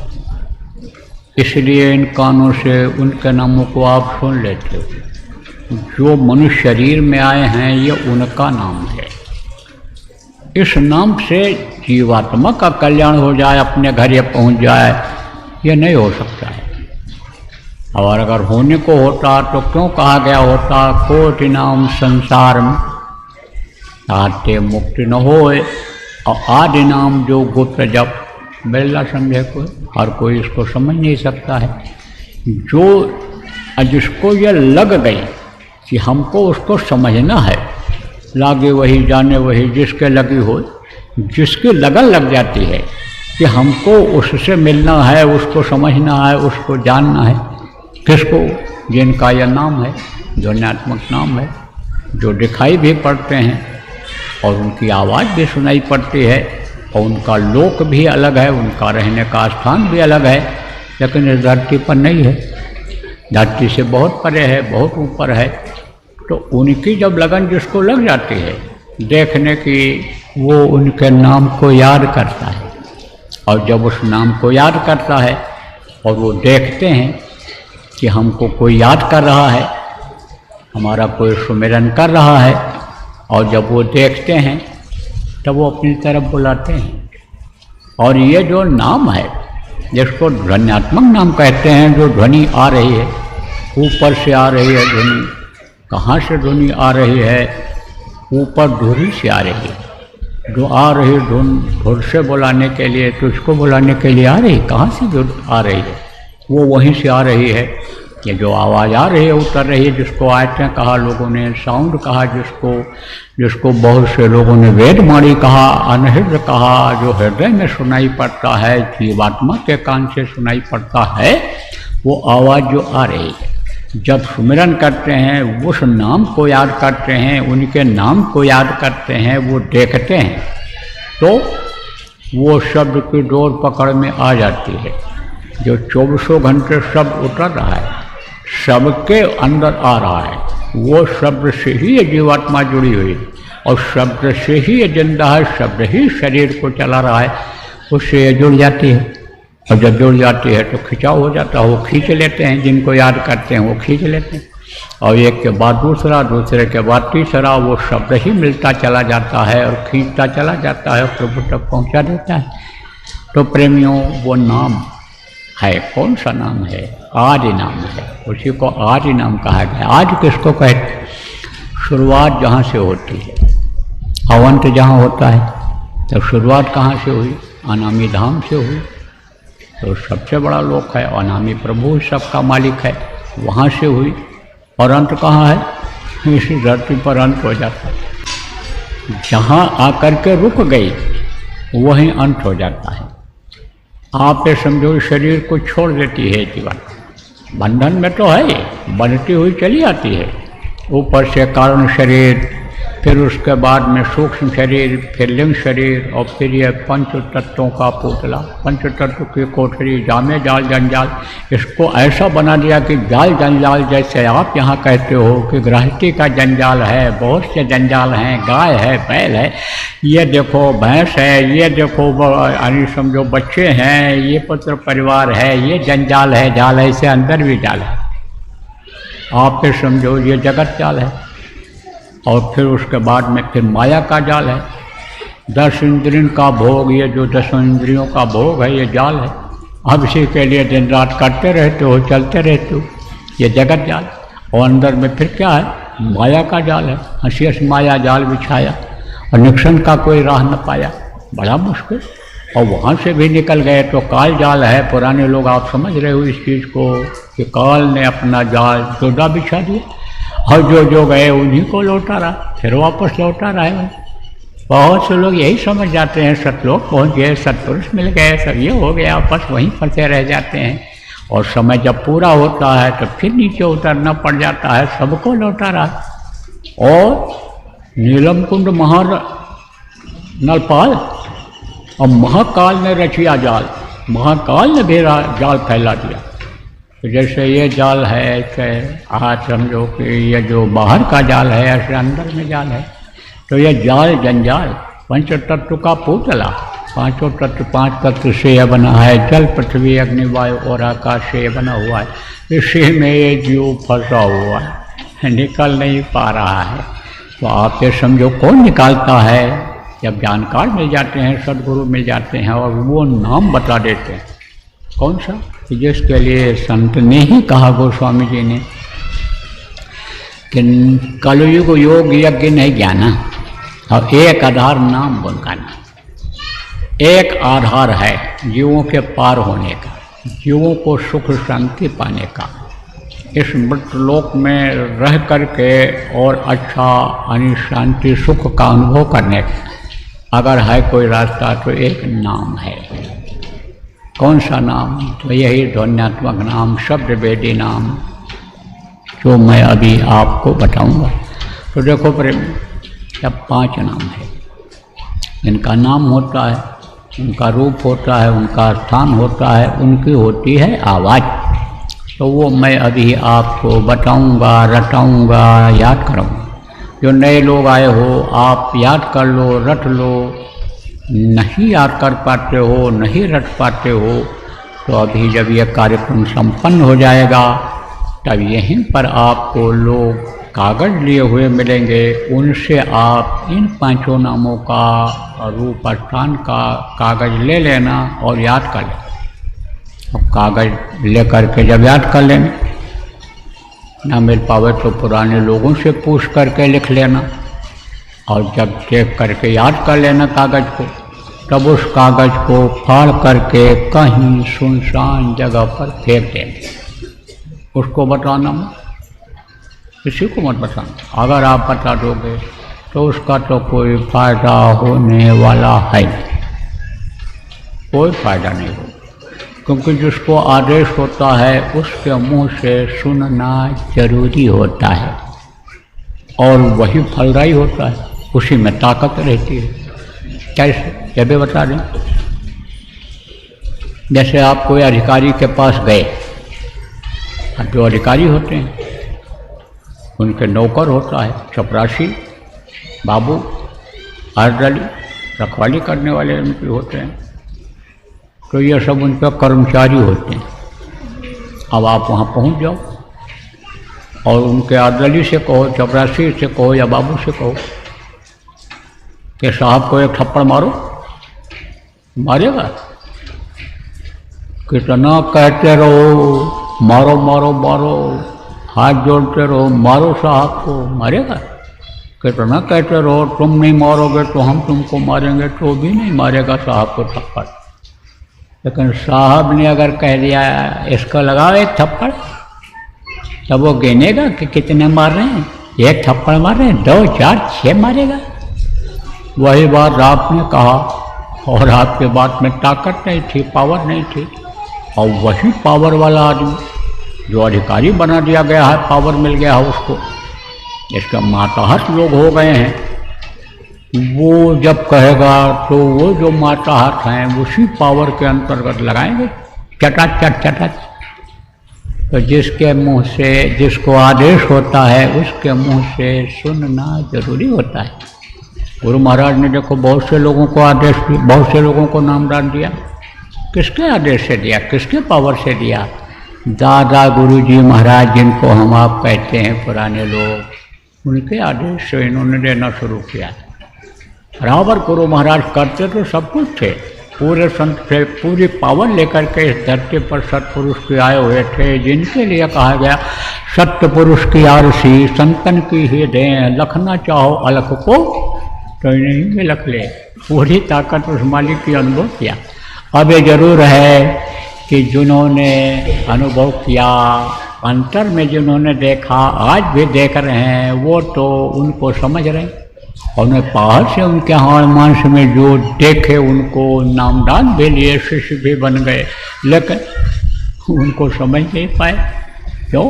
क्योंकि जो कोई कहा संत हम कीन्हा, स्वामी कान हाथ धर लेना, बाहर के शरीर को देख करके संतों की पहचान नहीं होती।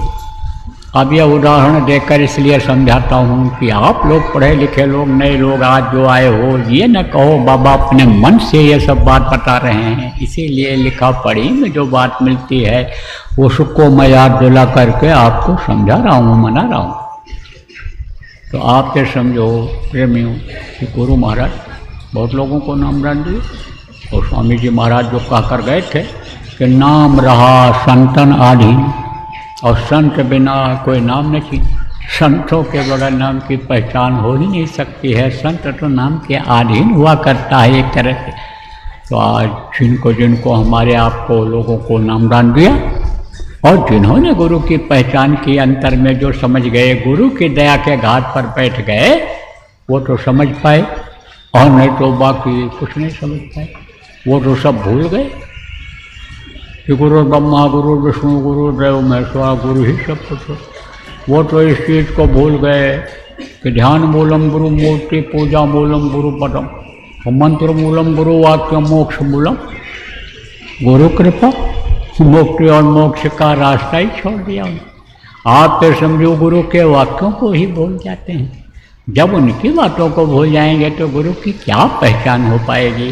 तो प्रेमियों, गुरु महाराज ने नामदान दिया, बहुत से लोगों को दिया, और रास्ता ही नहीं बताया, नामदान ही नहीं दिया, रास्ते पर चलाया, कितने लोगों को मंजिल तक पहुंचा दिया।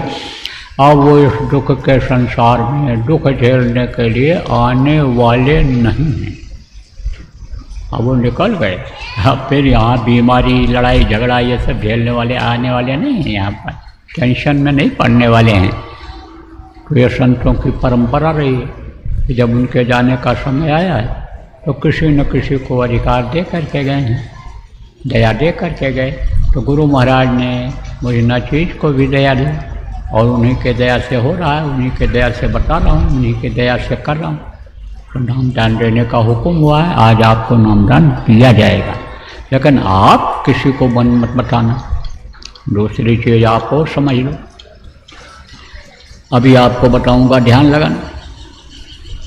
ध्यान लगाना किसको कहते हैं समझा देता हूँ।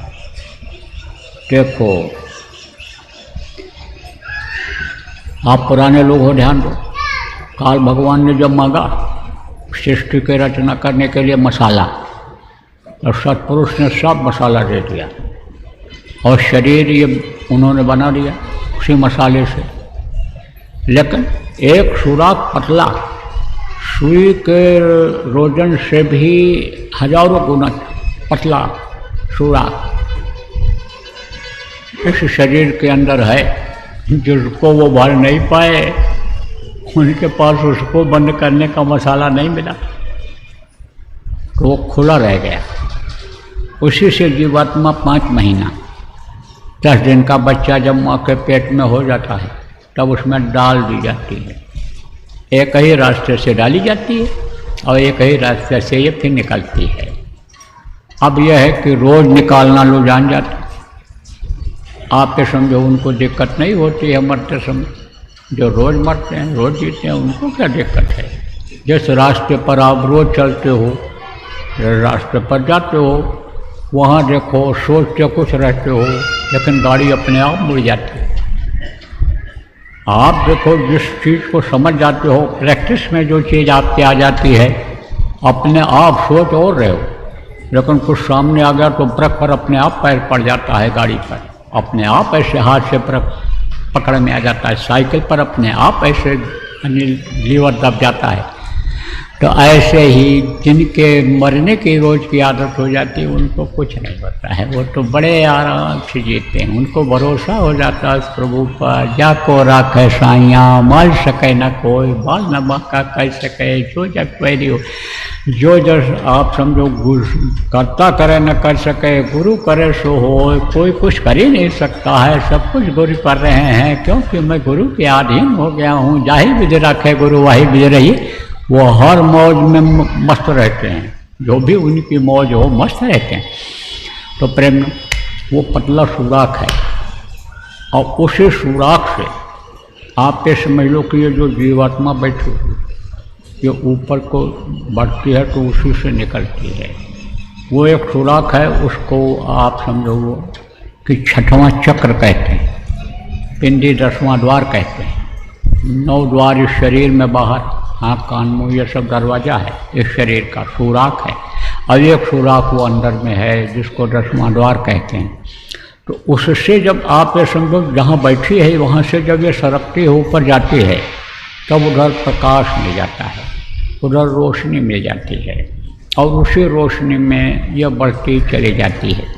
तो उसी जो सुराख है वहीं पर इन बाहरी आँखों से जो चीज़ देखते हैं, इधर से ध्यान हटा करके और उस पर जब ऐसे लगाते हैं अंदर में एक जगह पर, तो वही जो कर्म जमा है वो हट जाते हैं, और उससे दबाव पड़ता है। जब पूरी शक्ति जब शरीर से यानी समझो कि पहुंचती है वहाँ पर, और शरीर को जब आदमी भूलता है और मन वहाँ पर रहता है जहाँ पर सुराख है, वहीं पर जब ये दोनों आँखों से मन दिखलाता है तब ये ऊपर चली जाती है।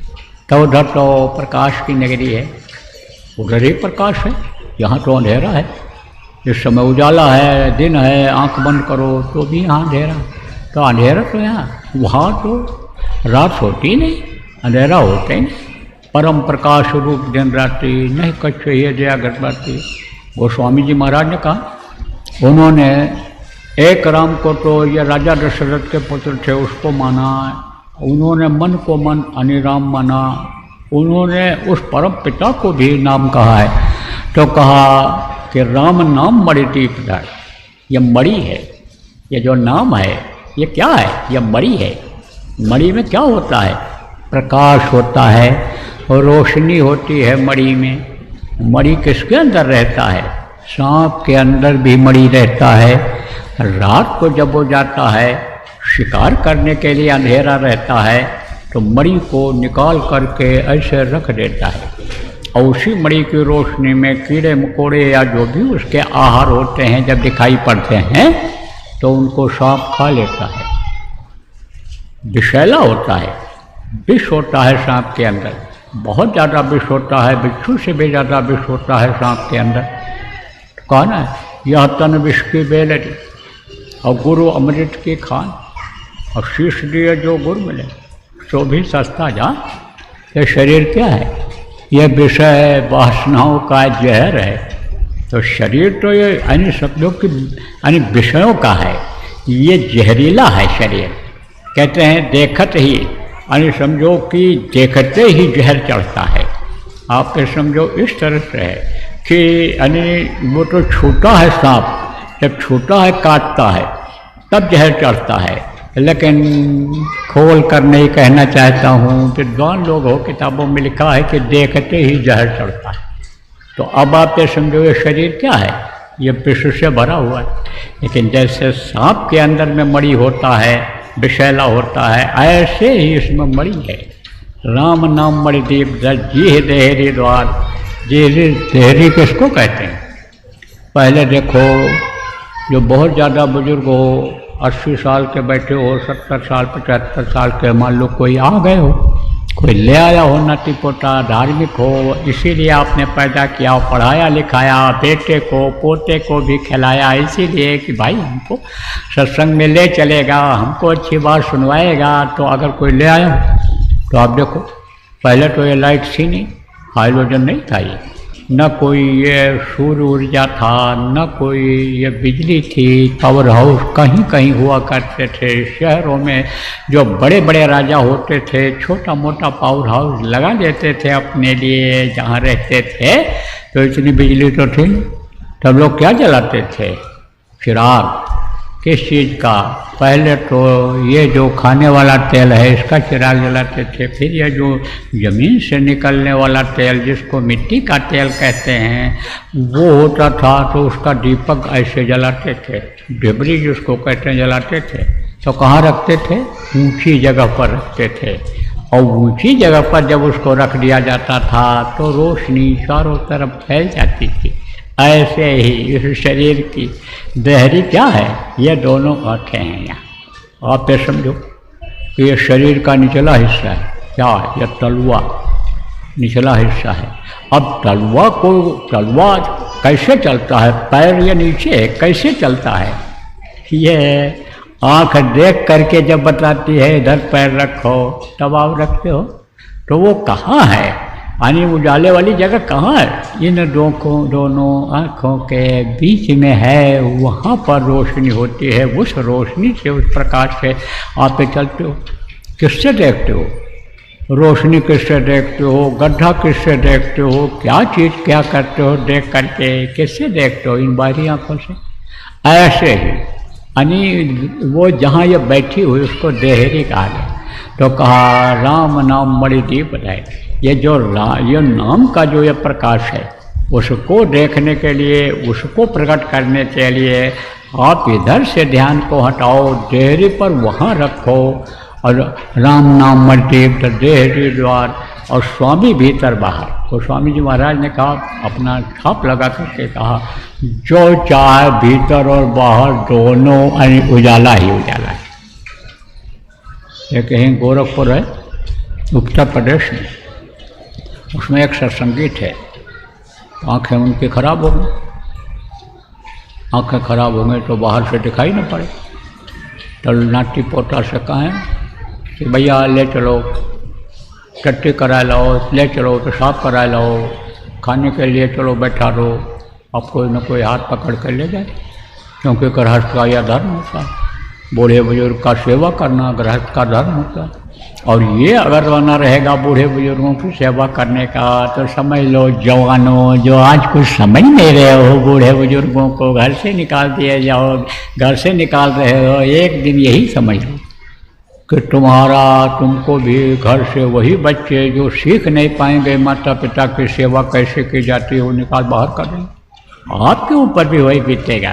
कहते हैं ना, जो गल काटे अपना अपना रहा कटाए, साहब के दरबार में बदला कहीं नहीं जाए, बदला देना पड़ता है। जो जानवरों को मार करके खा जाते हैं, एक दिन उनका भी शरीर छूटने के बाद जो पिशाच का शरीर होता है, मनुष्य शरीर जैसा होता है, उनका भी गला काटा जाता है, उनको भी तकलीफ होती है। तो प्रेमियों, बच्चों से कहा करते थे, बच्चे सेवा करते थे, लेकिन उनकी दिव्य दृष्टि खुली हुई थी। गुरु महाराज के शिष्य थे वो। जब कोई उधर से आ रहा हो, अब मौज में जब बैठे, कह रहे हैं ये कौन आ रहा है? सत्संगी मिलने जाते थे उनसे, है ये वो है, नाम लेकर पुकारते थे। ये तो पेरवा धोती पहन के आ रहा है। पेरवा का मतलब पीली धोती पहन कर। शादी ब्याह में पीली धोती पहनाते हैं। अब वो शादी ब्याह हुआ होगा घर में, वो पीली धोती पहन करके वही आ गए। ऐसे ही जब कोई चीज़ कोई पूछे तो वो आँख जो उनकी अंदर की खुली थी उससे देख करके बता देते थे। जब बता देते थे तो लोग कहें अरे नाटक कर रहे हैं, इनको सब दिखाई पड़ता है, या तो सहारा चाहते हैं, नौकर चाहते हैं। उनके घर के ही लोग यही कहते थे।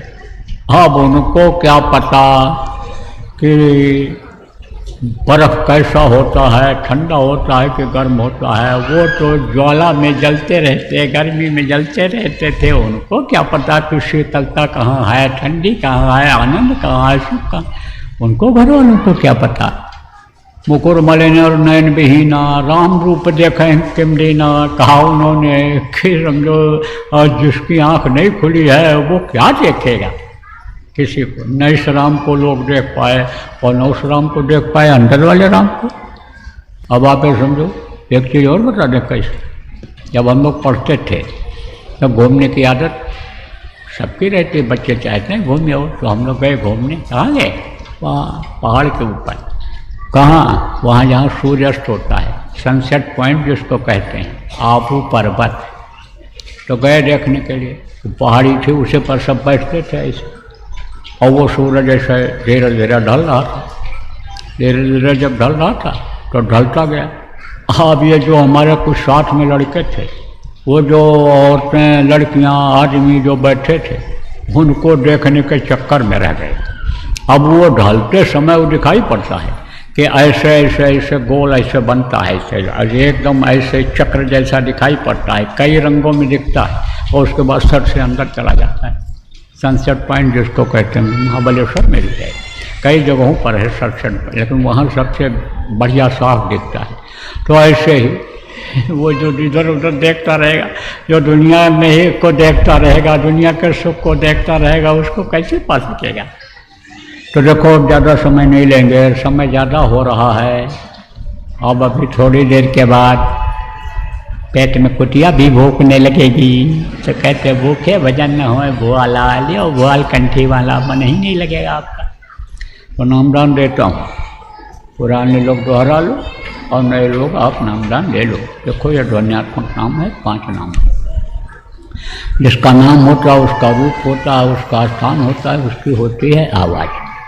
यह मैं अभी आपको बताऊंगा। 3 चीज़ आप और समझ लो, ध्यान लगाना तो आपको बताया थोड़ा सा।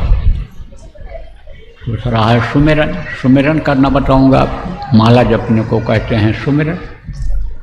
और तीसरा है भजन, भजन किसको कहते हैं, कान से सुनने को भजन कहते हैं। तो विस्तार में तो आपको जब समय रहेगा तो बताऊंगा, पुराने लोगों को बताता रहता हूँ, लेकिन अब कम समय में आज सारी बातें विस्तार में कैसे बताई जा सकती हैं। जहाँ कई दिनों तक सत्संग होता है वहाँ बहुत सारी बातों की जानकारी करवा दी जाती है। जैसे अभी प्रेम 3 दिन का कार्यक्रम अभी होने जा रहा है। कहाँ होने जा रहा है? जयपुर में। गुरु महाराज पे दया रही, समय परिस्थिति अनुकूल रही तो हो जाता है, दया होती है तो हो जाता है। देखो सुबह कितनी बारिश हो रही थी, सुबह से ही चालू हो गया, तो वो तो अपना काम कर रहे हैं, लेकिन आपके ऊपर दया हो गई और थोड़ी देर के लिए बारिश खत्म हो गई, हट गए, और जो नहीं आ पा रहे थे वो भी नज़दीक वाले आ गए, और अभी तो चले ही आ रहे हैं बेचारे। तो समझो कि ये दया इस तरह से हो जाती है। ऐसी ही दया हो जाएगी तो 3 दिन कार्यक्रम होगा वहाँ। 19 तारीख को शाम को, 20 को सुबह, फिर 20 को शाम को, और फिर 21 को सुबह पूजन होगा गुरु पूर्णिमा का, और सत्संग होगा। उसके बाद प्रसाद वितरण के बाद विसर्जन हो जाएगा। तो वहाँ जब आप आओगे, वहाँ सुनोगे तो बहुत सी बातों की जानकारी आपको हो जाएगी। तो देखो प्रेम, सुमिरन किसको कहते हैं? माला जपने को। दूसरा है ध्यान, और तीसरा है भजन। भजन किसको कहते हैं? कान से सुनने को भजन कहते हैं। तो सुमिरन, ध्यान और भजन, 3 चीज़ और समझो। 3 आँख, 3 कान और 3 नाक। 3 आँख, 3 कान और 3 नाक। तो आँखें ये बाहर, और एक आँख है अंदर जीवात्मा में। 3 आँख, बाहर की आँखों से बाहर की चीज़ें दिखाई पड़ती हैं, जीवात्मा की आँख से ऊपरी लोगों की चीज़ें दिखाई पड़ती हैं। 2 कान ये बाहर, इससे बाहर की आवाज़ अंदर जाती है, बाहर की आवाज़ सुनाई पड़ती है। और यह कान है जीवात्मा में, उससे ऊपरी लोगों की आवाज़ें सुनाई पड़ती हैं। जिसको वेदवाणी कहा, अनहद वाणी जिसको कहा, जिसको गेरा कहा, जिसको गायबी आवाज़ साउंड कहा, महात्माओं ने, जानकारों ने, ऋषि मुनियों ने, संतों ने जिनको गुरुवाणी कहा, आप ये समझो वो सुनाई पड़ता है अंदर के कान से। और 3 नाक, एक सुरा के बाईं तरफ और एक के दाहिनी तरफ, यह 2 है नाक। इससे बाहर की खुशबू बदबू मालूम पड़ती है और अंदर में जो नाक है उससे ऊपरी लोगों की ही खुशबू मिलती है, खुशबू ही मिलती है। वहाँ बदबू नाम की कोई चीज़ ही नहीं। कोई वहाँ नाली नावदान है? कुछ नहीं। कोई वहाँ सेप्टिक टैंक बनाए कि लैट्रिन बाथरूम बनाए? कुछ नहीं, क्योंकि भोजन ये नहीं है। यहाँ की चीज़ों को खाओगे तो आपको मल त्याग करने जाना पड़ेगा, क्योंकि ये बनेगा पेट में। इस शरीर को चलाने के लिए ऐसा ही सिस्टम उसने बना दिया कि रोज़ कमाओ, रोज़ खाओ, रोज़ लैट्रिन करने के लिए जाओ, रोज़ जब उठो तो वही काम करो, उसी में फंसाते। कैसे? ऐसा फंसाया, कैसा फंसाया? ऐसा फंसाया कि जैसे गुरु ने युक्ति बता दिया। एक चेला भूत को वश में कर लिया था, तो भूत वश में तब हुआ जब कहा हमको काम बताओ, हमको काम बराबर बताते रहना पड़ेगा, और काम नहीं बताओगे तो हम मार डालेंगे। तो कहा ठीक है, काम बताते रहेंगे, बताओ काम। चलो हम बस में तुम्हारे हो गया, तुम्हारा काम करेंगे। कहा जाओ आगरा से पेठा ले आओ, ले आए। मथुरा से पेड़ा ले आओ, ले आए। कश्मीर से सेब ले आओ, ले आया। देर लगती है बोटों को जाने में, लाने में कुछ। नासिक से अंगूर ले आओ, जो सामान जहाज मंगाओ ला के रख दो। कहा आप काम बताओ, और काम नहीं बताओगे तो मार डालेंगे। बड़े संकट में पड़ा। तब कहते हैं कोई चीज़ न समझ में आवे, संकट में फंस जाओ तो गुरु को याद करो। जैसे पहले में वो आपको बता दिया गया कि ये जय गुरुदेव नाम वक्त का नाम है, परमात्मा का यह नाम है, मुसीबत में यह मददगार है। कहीं भी आप जाओ और मुसीबत में पड़ जाओ तो जय गुरुदेव नाम को आप बोलो, जय गुरुदेव नाम की ध्वनि बोलो तो बचत हो जाएगी। बीमारी घर से न निकल रही हो, लड़ाई झगड़ा न खत्म हो रहा हो, टेंशन न खत्म हो रहा हो, तो जय गुरुदेव के नाम की ध्वनि सुबह शाम बोलो। पूरे परिवार को इकट्ठा करके बुलवाओ तो धीरे धीरे ये तकलीफें दूर हो जाएंगी। तो कहते हैं जब कोई चीज़ न समझ में आवे तो गुरु से पूछना चाहिए। भाग करके गया और कहा चलो चलो मेरे पास आओ, काम बता दिया, मेरे साथ चलो, आ जाओ। और गुरु के चरणों पर गिर पड़ा। आप गुरु के पास तो बहुत जा नहीं सकता, या प्रेत आत्माएँ जलने लगती हैं, गुरु के तरफ जाने में डरती हैं। कहो उनको बुलाओ, मैं चिल्लाते नहीं, उनको मत बुलाना। देखती नहीं आंखों में जिनको प्रेत लगे रहते हैं, प्रेत आत्माएँ देखना नहीं पसंद करती हैं, देख ही नहीं सकती हैं, तो देखती नहीं जल्दी। मनाओ उनको, देखो इधर देखो, देखो मेरी बात सुनो, मान जाओ मेरी बात को, तब वो देखते हैं थोड़ी देर मनाने के बाद। तो अब वो बाहर खड़ा, अब गुरु के चरण पर गिरा, देखा उन्होंने, कहा बड़ा सोचा बड़ा दुखी है, बोल क्यों, क्या बात है? कहा ये खड़ा है, ये मार डालेगा। कहा कौन खड़ा है? तो कहा ये भूत। तो कहा भूत तेरे को कैसे मार डालेगा, कैसे तू फंस गया भूत के चक्कर में? कहा महाराज लोभ और लालच में फंस गए। चाहता सबके सदगुरु और देख न माने हाथ। बोल जाते हैं हम, आप किसको बोल जाते हैं? धरणी जहलो देखिए तहलो सब दिखार, चाहता केवल सदगुरु देख न माने हाथ। जो सब कुछ देने वाले, उनको भूत करके और भूत को बस में करने लग जाते हैं लोग। भूत के चक्कर में आ जाते हैं लोभ और लालच में कि घर में बरसात होने लगेगी नोटों की, बीमारियां जुदा हो जाएंगी, कुर्सी तुमको मिल जाएगी, ऊंची मान सम्मान बढ़ जाएगा। इसी चक्कर में लोग भूत की पूजा करने लग जाते हैं और ये नहीं जानते हैं कि सांप को कितना भी दूध पिलाओ लेकिन नाराज होगा तो वो काटेगा, इसको तो समझते नहीं। तो कहा तुम भूत को बस में कर लिया, महाराज क्षमा करो, दया करो, दया करो, तो सब जगह हार करके आपके द्वारा आया हूँ, मत लौटाओ, आप दीन दयालु हो, दीन बंधु हो, दया निधि हो, कृपा निधि हो। तब कहा तब मैं जो कहूँगा वो करेगा? हाँ महाराज, अब जो कहोगे, त्राहिमाम त्राहिमाम त्राहिमाम, अब जो आप कहोगे वही करूँगा। तो कहा तो तू जा वहीं अपने दरवाजे पर एक बांस गाड़ दे, अब भूत से कहना जब तक दूसरा आदेश न करूं तब तक तू इसी पर ऊपर चढ़ और नीचे उतर, ऊपर चढ़ और नीचे उतर, बार बार आदेश न देना पड़े, इसी पर चढ़ो उतरो, चढ़ो उतरो, चढ़ो उतरो। ऐसे ही ये बना दिया कि रोज वही काम करो, रोज वही काम करो, रोज वही काम। तो देखो प्रेमी, आप ये समझो कि उधर कोई भी गंदगी नहीं है, कहाँ? ऊपरी लोगों में। तो उधर तो खुशबू ही खुशबू है, तो खुशबू ही सुनाई पड़ेगी, खुशबू ही सूंघने में आएगी तीसरी नाक से, और दो ये नाक के जो सुराख हैं इससे आप ये समझो कि बदबू खुशबू दोनों मिलती है इन दोनों नाकों से। अब इनका काम क्या है, किस लिए बनाया, ये तो आप जब आओगे अभी गुरु पूर्णिमा में, जो नए लोग हो तो वहाँ आपको बता दिया जाएगा। आज बताने का, समझाने का उतना समय नहीं। तो 3 आँख, 3 कान और 3 नाक, सुमिरन ध्यान भजन 3 कीजिए, और 5 नाम, 5 रूप, 5 स्थान, 5 की आवाज़, ये मैंने आपको बताया। अब आपको दूंगा नामदान। इसके लिए न घर छोड़ना है, न जमीन जायदाद छोड़ना है, न बाल बच्चों को छोड़ना है, छोड़ना आपको कुछ नहीं, कोई भी जाति धर्म नहीं छोड़ना। जहाँ आप खाते हो, जिसके साथ खाते हो, शाकाहारी भोजन उसी के साथ खाना।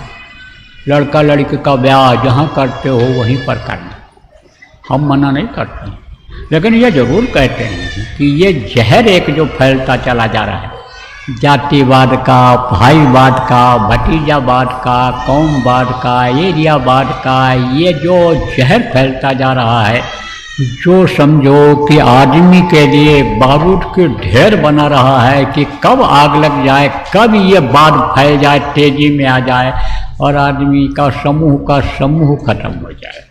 और हो ही रहा है। जो पढ़े लिखे लोग हो, आप देखो कि समझो कि ये धीरे धीरे विनाश हो ही रहा है लोगों का। इसमें कौमवाद में देखो लोग मार दिए जा रहे हैं, जातिवाद में लोग देखो मार दिए जा रहे हैं, उन्माद में कोई किसी को देखता है? कुछ नहीं देख। इस समय मत फंसो आप, मानववाद को अपनाओ। जो भगवान ने बनाया है, एक इंसान को बनाया, आदमी को बनाया है, आदमी को कोई भी अलग अलग भगवान ने नहीं बनाया कि ये हिंदू हैं, कि मुसलमान हैं, कि सिख हैं, कि ईसाई हैं, कि ये ब्राह्मण हैं, कि क्षत्रिय हैं, कि ये वैश्य हैं, कि ये शूद्र हैं। अलग बनाया। हड्डी सबकी एक जैसी, खून सबका एक जैसा, मांस सबका एक जैसा, आँख कान लैट्रिन पेशाब का रास्ता सबका एक ही जैसा है। तो इंसान के अंदर जो जीवात्मा है, शरीर को चलाने वाली परमात्मा की अंश है, सबके अंदर एक ही जैसी है, तो उससे प्रेम करो। तो उसको समझ जाता है, सबसे प्रेम करता है। लेकिन हम छुड़ा कुछ नहीं रहे, जहाँ रहते हो वहीं रहो। मेहनत और ईमानदारी से जो भी काम करते हो आप, खेती का, दुकान का, दफ्तर का, उसको करना। लेकिन 22 घंटा समय आप इन कामों में देना, 2 घंटा समय अपनी जीवात्मा के कल्याण के लिए 24 घंटे में से जरूर निकाल देना। अब आप कहोगे सारी मर्यादा का पालन आप कर रहे हो, दक्षिणा वाली बात को भूल जा रहे हो। दक्षिणा देने का मौका तो है, देना क्या है? आप अपनी बुराइयों को यहीं छोड़ जाओ। जो भी बुरा कर्म आपने अभी तक किया जान अनजान में, उस प्रभु से आज उसके लिए माफ़ी मांग लो और आप वादा कर लो उससे कि अब गलती नहीं होगी, अब हम कोई भी बुरा कर्म नहीं करेंगे। जीव हत्या करना बहुत बड़ा पाप है, जीव हत्या न होने पाओ, आपके हाथ से न हो। और जीव हत्या किया हुआ भोजन आप मत खाना। कुछ लोग कहते हैं पैसा देकर मछली खरीद कर लाता हूँ, अंडा खरीद कर लाता हूँ, मांस खरीद करके लाता हूँ, पैसा देकर लाता हूँ। लेकिन आप अगर मांस खाना जो खाते हो बंद कर दो तो जीव की रक्षा हो जाएगी कि नहीं हो जाएगी? आपकी वजह से ही तो वो काट रहे हैं। तो आपको भी पाप लगता है। काटने वाले को तो लगता ही लगता है, लाने वाले को भी, बनाने और खिलाने खाने वाले को सबको पाप लगता है। इसलिए मांस मत खाना, जीवों पर दया करना और इस मानव मंदिर को गंदा मत करना, नहीं तो कितना भी पूजा उपासना करोगे तो बोल नहीं होगा। देखो नाम डाल लेते हैं, सुमरन भी करते हैं, ध्यान भी करते हैं, भजन भी कर लेते हैं। कभी बहुत मन लगता है सेवा में, कभी भजन में भी मन लगता है, कभी एकदम उचाट पैदा हो जाता है, ये एकदम से छोड़ जाता है, माला घृणा से होने लग जाती है। कारण क्या है? कारण यही है कि अन्न दोष, संग दोष, स्थान दोष, वस्तु जो खाते हो उसमें जो मिलावट है उसका असर आ जाता है। तो प्रेमियों, एक रस कहते हैं भक्ति अच्छी होती है। एक रस भक्ति करने के लिए प्रभु की आपको तो कुछ संयम नियम का पालन करना पड़ेगा। नए लोग आए हो, बस मोटी बात आप ये समझ लो कि मांस नहीं खाना है, मछली नहीं खाना है, अंडा नहीं खाना है और शराब जैसे बुद्धि नशे का सेवन नहीं करना है। बुद्धि नाशक नशा है, बुद्धि काम नहीं करती, सोचने समझने की शक्ति आदमी की खत्म हो जाती है, पहचान आँखों से खत्म हो जाती है, अपनी माँ को, बहन को, लड़की को भी अपनी पत्नी ही समझने लगता है, सब में उसी रूप को देखने लगता है, औरत के रूप को उसी तरह व्यवहार कर डालता है आदमी। तो ऐसा काम आप मत करना, बाकी छूट है। हजम कर सको 4 रोटी की जगह 40 रोटी खा लो, लेकिन हजम कर सको तब, और नहीं तो हाजमा कमज़ोर हो तो 1 रोटी का भूख रख करके तब खाना, कि जिससे वजन बन सके, शरीर हल्का रहे, रात को जग सको। इस चीज़ का ध्यान जरूर रखना। आपको देता हूँ नामदान, बैठो, मरो पलटो, जो नाम बोलूँगा बोलना, और जब मैं बोलना बंद कर दूंगा तो आप भी बोलना बंद कर देना, और फिर आपको समझाऊंगा। ले लो अनमोल चीज़ है।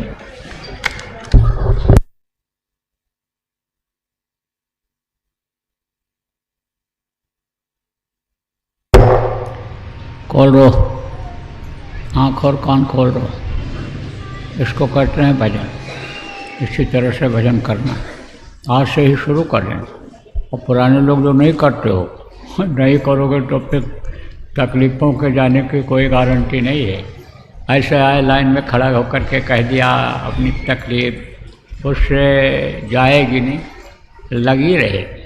इसको अगर करोगे सुमिरन, ध्यान और भजन और नाम धुनी अगर बोलोगे बराबर, और कोई युक्ति उपाय का आपको पर्चा मिल जाता है, उसको अगर करते रहोगे तो उससे तकलीफ़ें ये धीरे धीरे चली जाएंगी। जिसका जितना पुराना मर्ज होता है उसको उसी हिसाब से दवा खानी पड़ती है। डॉक्टर कोई दवा दे दिया और उसने कहा भाई 6 महीना ये खाना पड़ेगा, 9 महीना 10 महीना खाना पड़ेगा, और रोज़ डॉक्टर के पास जाओ, कहो डॉक्टर साहब ठीक कर दो, ठीक कर दो, ठीक कर दो, तो बगैर दवा के वो ठीक करेगा? ऐसे ही बात को समझने की ज़रूरत है। आते जाते रहो, डॉक्टर भी बुलाता है, टेस्ट करा लेना, आ जाना, हाल बता देना, तो हाल बताते रहो, आते जाते रहो, वो तो ठीक है, आने जाने से ठीक रहता है, लेकिन बराबर वही बात कहते रहो तो उससे कोई फ़ायदा होने वाला नहीं है। इसलिए जिनको जो बात बता दी गई उसको आप अमल करना, जो भी बताया गया आपको करोगे तो फायदा दिखेगा धीरे धीरे। तो बोलो जय गुरुदेव। देखो प्रेमियों, गुरु पूजा में सबकी पूजा, और गुरु समान कोई देव न दूजा। गुरु पूर्णिमा आ रही, अपना सबसे दूसरा बड़ा त्यौहार गुरु पूर्णिमा है। भंडारा और गुरु पूर्णिमा यह मुख्य त्यौहार है। रक्षाबंधन, जन्माष्टमी, शरद पूर्णिमा और आपका अन्य समय लो कि कार्तिक पूर्णिमा, और यह नया वर्ष भी एक तरह से अपने त्यौहार की तरह से है। तो ये जो त्यौहार आते हैं, जन्माष्टमी जो आती है, जिसको आप लोग होली दिवाली मनाते हो, ये तो जो आते हैं उसको तो आप मनाते हो, लेकिन ये गुरु की दया लेने का कार्यक्रम साल में एक बार आता है। ये पूर्णिमा आती है, कौन सी पूर्णिमा? यही आषाढ़ पूर्णिमा, जिसको गुरु पूर्णिमा कहते हैं। तो गुरु पूर्णिमा का आयोजन हो रहा है।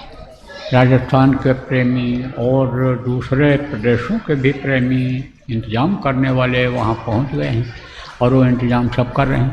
तो आप लोगों को सबको उन लोगों ने कहा है निमंत्रण दे दीजिएगा। अरे हमने कहा भाई हमारे भी गुरु का तो कार्यक्रम है वहाँ पर, कोई पूर्णिमा की दया लेनी है तो आना ही है। तो आप लोग करो तैयारी करो और वहाँ जयपुर आओ और गुरु पूजन में शरीक हो, प्रसाद लो आप लोग और सत्संग जो गुरु महाराज की दया से सुना सकेंगे सुना दिया जाएगा। आपको नए लोगों को लाओगे, नामदान मिल जाएगा। तो बोलो जय गुरुदेव।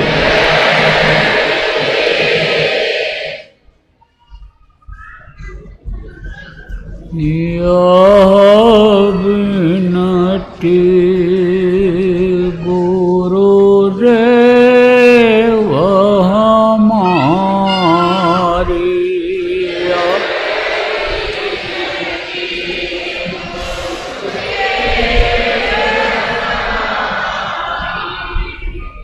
गुरु पद स्नेह छूटे नहीं कबहू,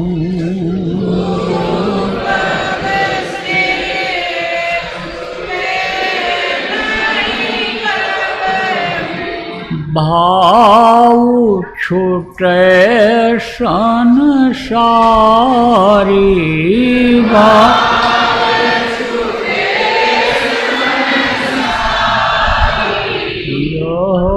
विनती गुरुदेव हमारी।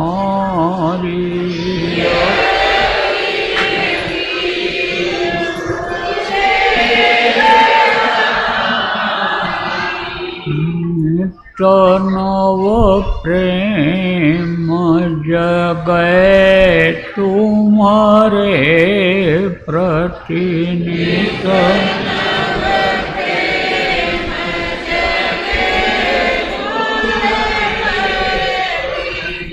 भाव छूटे संसारी,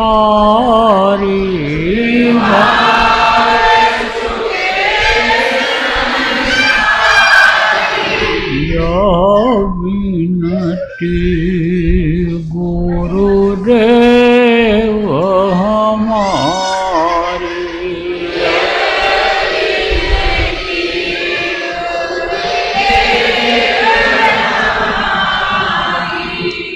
शब्द कूप की सूरति हमारी,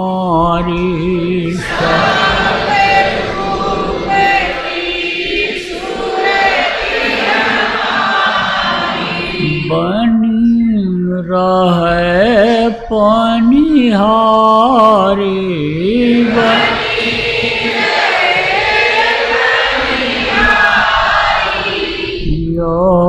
विनती गुरुदेव हमारी।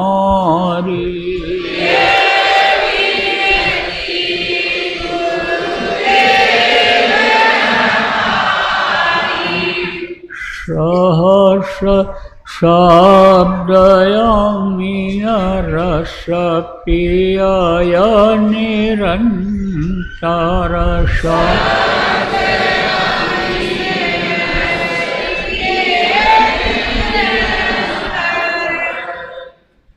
जो रहूं नाम आधारी,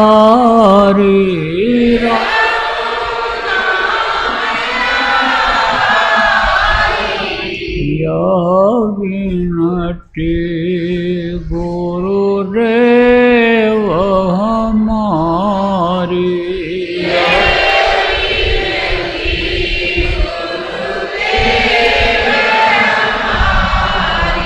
सहस कमल दल छिन में उतरे,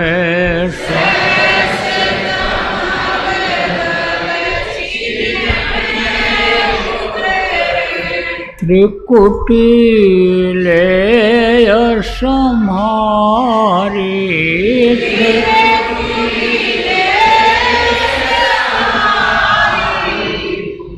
निरखय रूप हंसवय अपना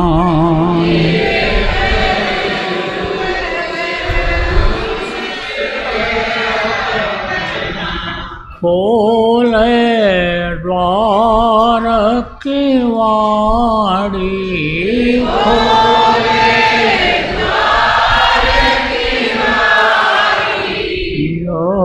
विनती गुरुदेव हमारी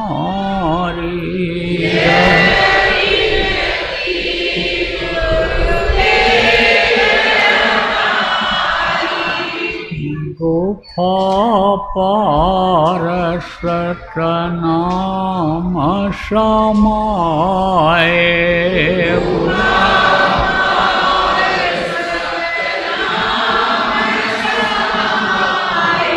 दुख सुख से हुई न्यारी दुख